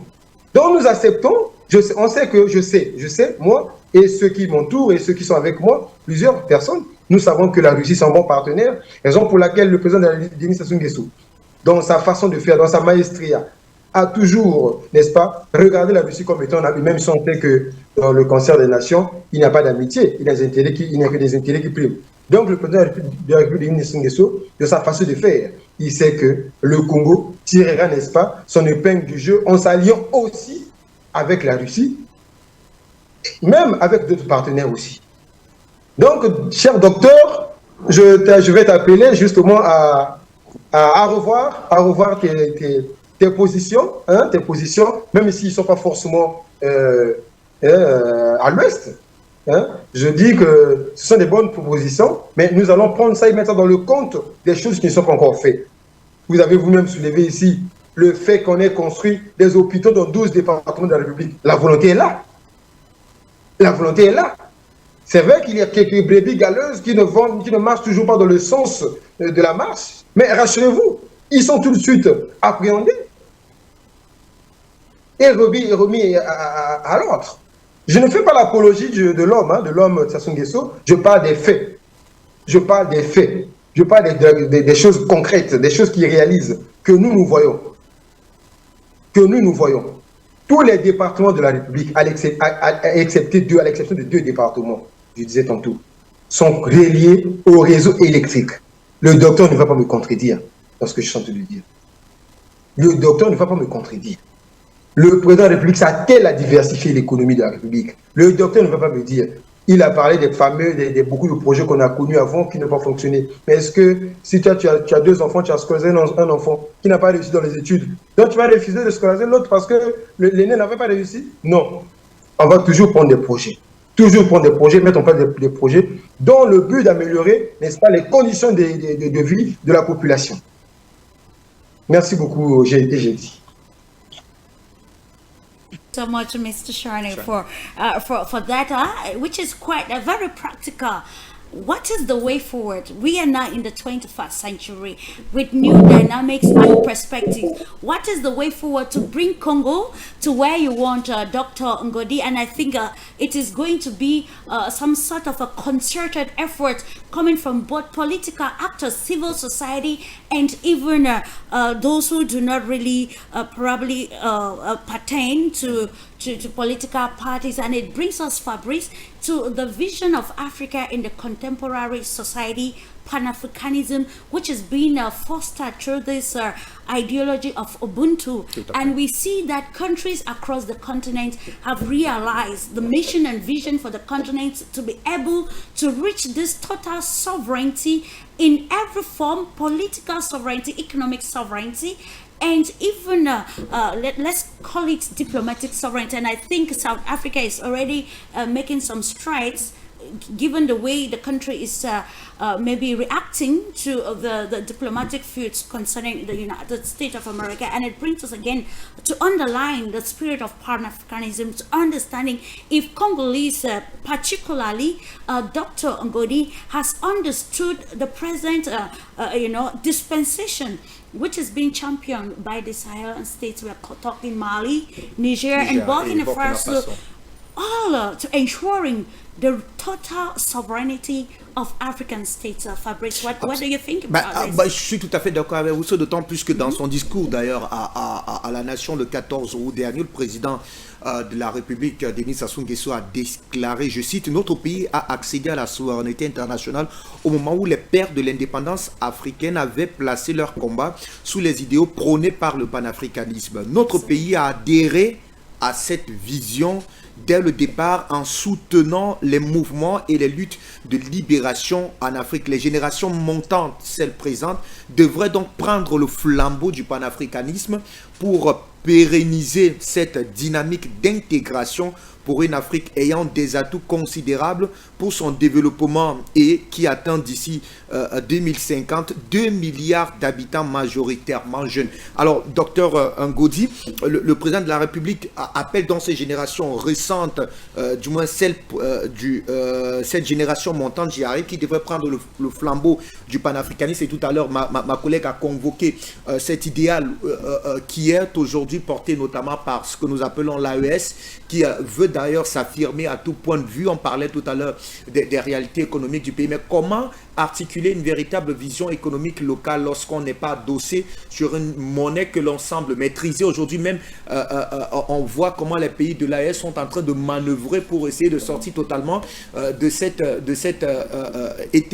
dépendance économique, à l'effet de capitaliser efficacement sur les projets de souveraineté qui sont donc mis en place du côté de ces pays-là. Mais tout à l'heure, vous avez semblé être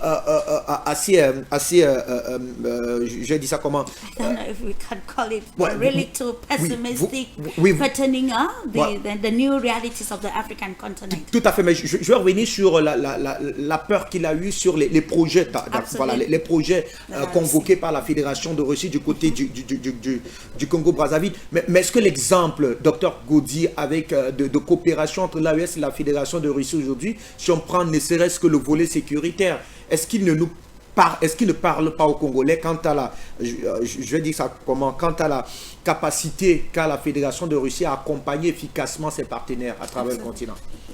Je pense qu'il y a deux volets dans deux questions posées. Parce que nous savons tous que dans le cadre du Sahel, tous, on sait que c'est la présence française qui a été remise en cause. On le sait avec la manière de faire de la France. Aujourd'hui, les États veulent sortir un peu de cette dépendance totale, de ce néocolonialisme, de ce processus que nous avons connu de près de 180 ans d'esclavage. Je le sais, aujourd'hui, tout le monde veut sortir de ça. On a vu aussi en Centrafrique où la présence russe s'affirme de plus en plus dans le cadre du volet sécuritaire. Ça, nous ne sommes pas encore arrivés à cet état. Comme je l'ai dit au début, c'est que la présence des Russes ne date pas d'aujourd'hui. C'est déjà dès les années 68, nous avions déjà des Russes qui étaient là, qui investissaient dans beaucoup de secteurs. J'aimerais plutôt revenir sur la question de la consolidation des idéaux panafricanistes, parce que déjà, nous le savons tous que le Congo déjà a amorcé cela déjà dans les années 40 avec la figure emblématique de André Grenard Machua, qui déjà à travers son association amicale prenait déjà dans le cadre de l'ouverture du noir vers le développement, vers l'amour du prochain, vers le-delà de porte de ses frontières. Et aujourd'hui, on peut aussi le revoir, puisque le président l'a dit déjà que nous sommes rentrés dans ce système déjà dans les années 63 avec la création de l'OUA, où déjà le Congo y était aussi très engagé, la présence notamment de cette diplomatie au niveau de l'Afrique australe, en Afrique du Nord, un peu partout. Et je pense qu'il revient aux nouvelles générations de voir comment consolider cela, mais aussi de voir un peu comment revivre cette image aussi du panafricanisme rénové aujourd'hui. C'est vrai que nous avons le président Sassou qui fait partie de ces figures-là du panafricanisme rénové, parce que nous en avons eu, si on le voit dans l'histoire de Kwame Nkrumah, de Georges Padmore et les autres qui sont des figures tutélaires du panafricanisme. Mais il nous revient aussi de voir un peu comment ce que ces pères de l'indépendance ont prôné l'unité, mais aussi comment voir dans le cadre de la post-colonie aujourd'hui, 65 ans après les indépendances, comment ces figures-là, qui sont considérées comme des figures qui incarnent la paix, qui incarnent l'unité, peuvent être des modèles. Parce qu'aujourd'hui, c'est vrai qu'on peut être reconnu au niveau panafricain comme un modèle, mais il faudrait aussi que les jeunes générations puissent s'approprier de cette histoire pour que ça ne soit pas des acquis du néant, pour que ça soit, on dise, nous avions eu des panafricanistes qui ont laissé un héritage.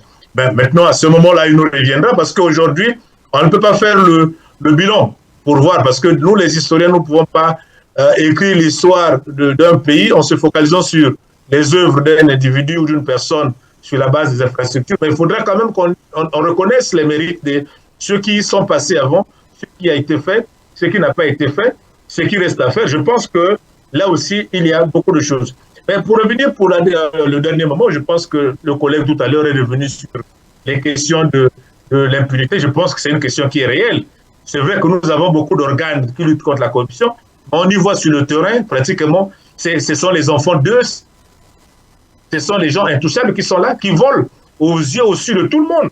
Et ils ne sont pas arrêtés. Il y a eu combien de procès économiques? Ce sont les petits frontiers qui sont souvent inquiétés, mais les grands, ils ne sont pas toujours inquiétés. Et là, c'est un autre débat. Je pense que nous devons reconnaître ce qui ne marche pas pour le bien du Congolais, parce que si nous voulons faire du président Sassou un modèle, une figure du panafricanisme rénové, je l'ai dit, il faudrait qu'on puisse aussi l'aider à dénoncer ce qui ne marche pas, pour voir qu'autour de lui, il y a beaucoup de vautours qui sont là, qui sont impunis, qui sont intouchables, alors qu'une bonne partie de la population reste dans la misère, reste dans la pauvreté et reste dans une situation de précarité totale. Donc je pense que nous devons voir pour les nouvelles générations lutter contre les antivaleurs, dont la corruption, dont le tribalisme, dont le régionalisme, parce qu'aujourd'hui, ça devient des fléaux qui gangrenent la société congolaise, où on y voit tous, on fait porter les gens pour dire la paix devient comme un slogan, pour dire si vous faites ça, il y aura la guerre.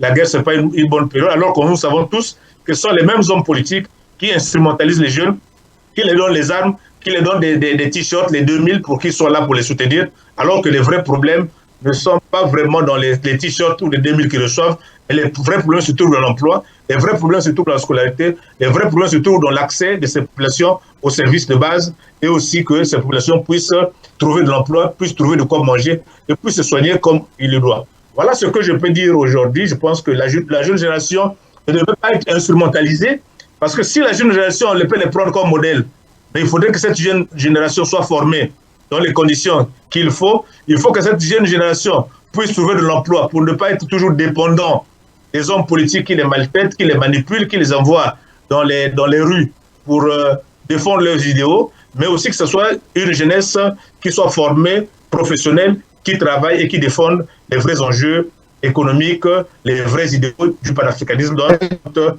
les ancêtres, dont nos grands-pères, les pères de l'indépendance, ont toujours milité pour que nous soyons vraiment dans cette situation de paix, de consolidation, de tout. On n'a pas besoin de ces jeunes qui soient vraiment des atalakou politiques, qui soient là juste pour faire des slogans pour soutenir des causes parfois perdues, qui sont des causes injustes, alors que nous avons besoin d'une jeunesse qui soit une jeunesse formée, qui puisse défendre les vrais problèmes des jeunes, qui puisse regarder la réalité en face. Pas une jeunesse qui est là juste parce qu'on est derrière un homme politique qui peut trouver une rente pour passer sa journée et on le soutient alors que nous avons des vrais problèmes 65 ans après qui n'ont toujours pas trouvé des solutions. De ce que nous savons, votre pays ne connaît pas encore un quelconque conflit armé sur son territoire, ça il faut tout de moins l'admettre, contrairement aux voisins qui traversent des périodes assez sombres, et donc ça reste à mettre notamment à l'actif de tous les Congolais portés à sa tête par le président Denis Sassou Nguesso. Alors, Chani, je vous retrouve et la même question sur l'idéologie panafricaniste, notamment présentée par le président Denis Sassou Nguesso. Nous rappelons qu'il n'est pas l'horizon indépassable du pays. Le président Denis Sassou Nguesso passera, mais l'idéologie se veut éternelle. D'ailleurs, c'est cet idéal qui a porté notamment les pères fondateurs de cette lutte de souveraineté à travers le continent africain. Lorsqu'il demande aujourd'hui que les générations montantes doivent effectivement s'identifier à ce panafricanisme, Chani Gué, quel est le message subliminal que veut véritablement passer le président Denis Sassou Nguesso, que ce soit la classe politique locale et même la société civile aujourd'hui du côté du Congo?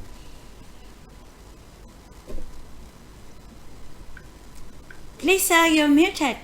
Votre micro est fermé, Chani.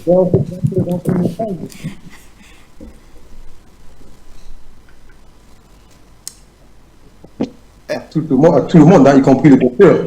Le docteur, je ne sais pas s'il est toujours là, y compris lui, que ça ne sert pas de toujours voir ce qui ne va pas. C'est vrai, dénoncer, c'est le différent de voir partout. C'est le différent patriote qui dénonce les choses que lui constate. Que lui pense que ça n'honore pas le pays. Ça ne fait pas que le pays puisse décoller. Ça tire le pays à la queue. C'est un devoir pour un patriote de le faire. Mais au-delà, est-ce que reconnaître ce qui se fait de vous un fanatique? Je ne pense pas. Je ne pense pas parce que mon devoir aussi vis-à-vis, notre devoir, moi, ceux qui pensent comme moi, notre devoir aussi, c'est de dire au monde qu'au-delà de ce qui est décrit ici et là, que ça ne va pas, mais il y a des très bonnes choses qui se font ici, et venez, vous trouverez votre compte. Le président de la République, dans ses discours, partout, n'a cessé de le dire. Souvenez-vous. Mais c'est parmi les pionniers du panafricanisme, Denis Sassou Nguesso. On ne peut pas citer 10 panafricanistes, 10 panafricains dans notre continent, sans pourtant ne pas le citer. à moins que d'être habité ou porté par une mauvaise foi qui ne dit pas son nom. Il nous interpelle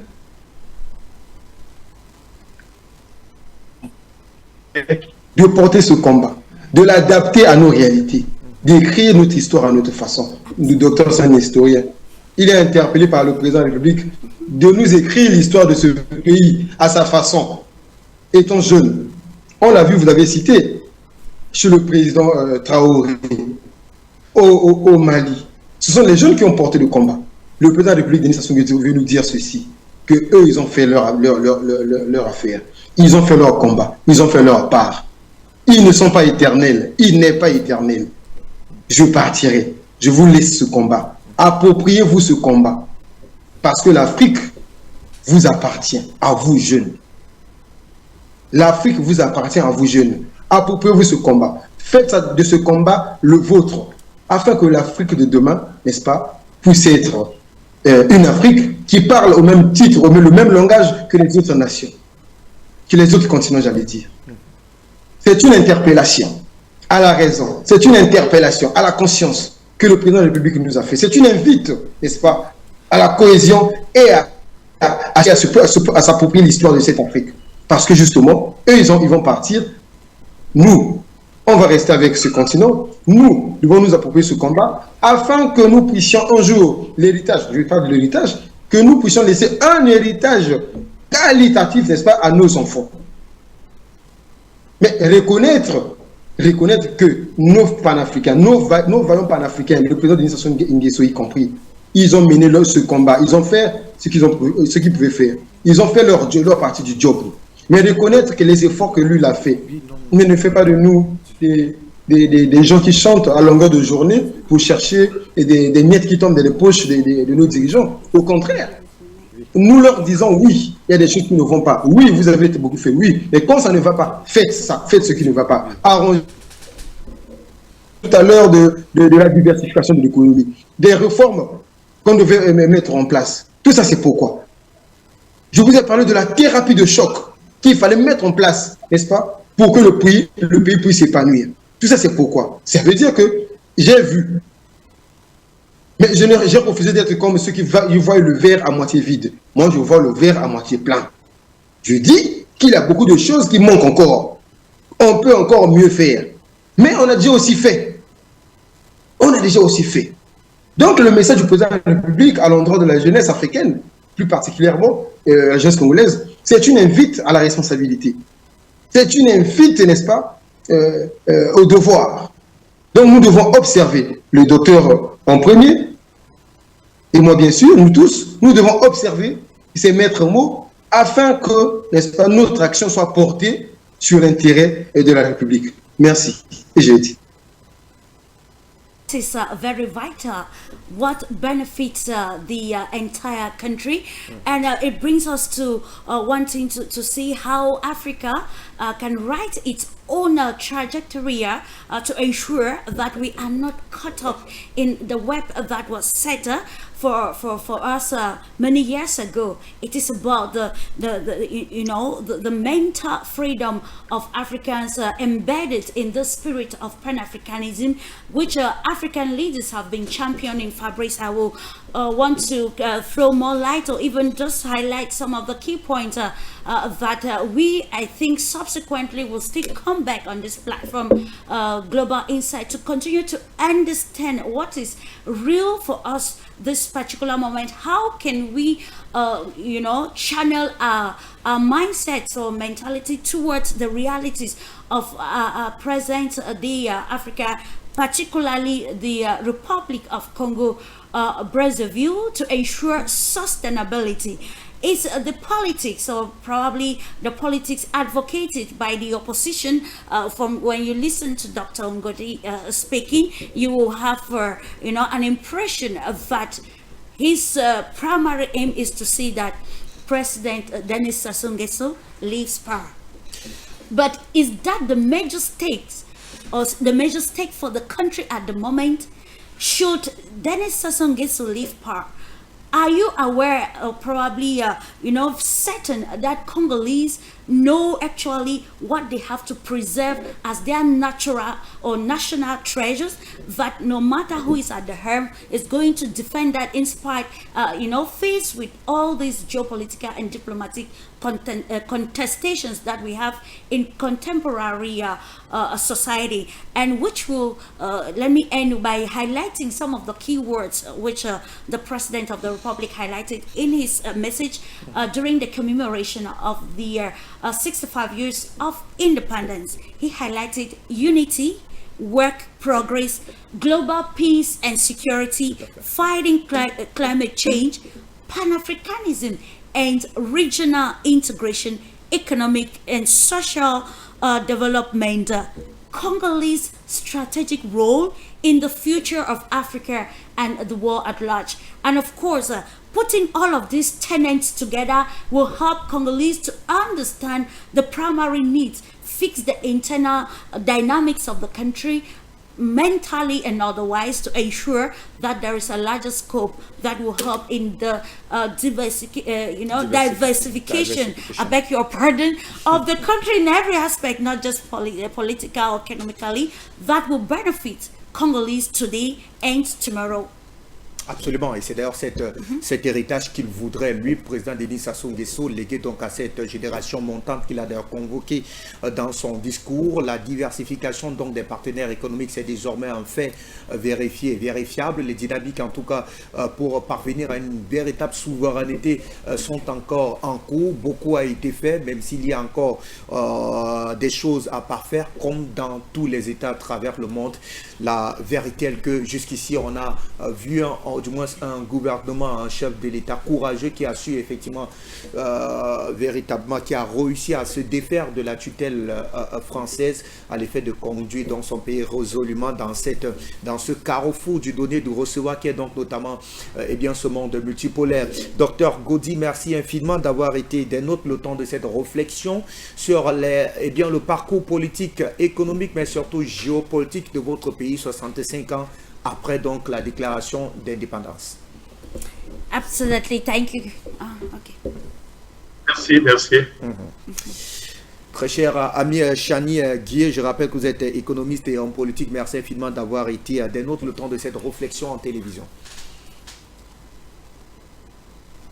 Merci beaucoup, je suis ravi, merci beaucoup, merci.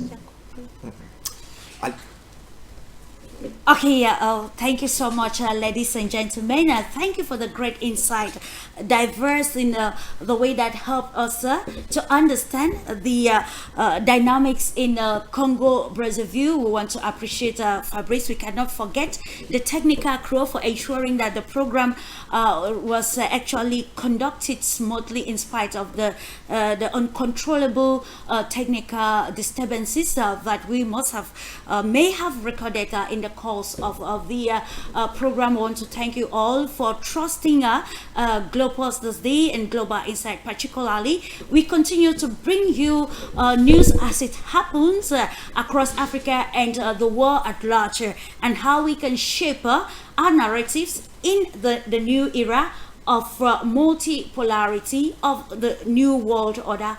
Thank you so much, and we are looking forward to seeing you subsequently for more interesting editions of the Global Insight to continue to widen the horizon for the total emancipation of Africa and the global world. Thank you so much, and have a lovely moment in the company of our transmissions. Bye.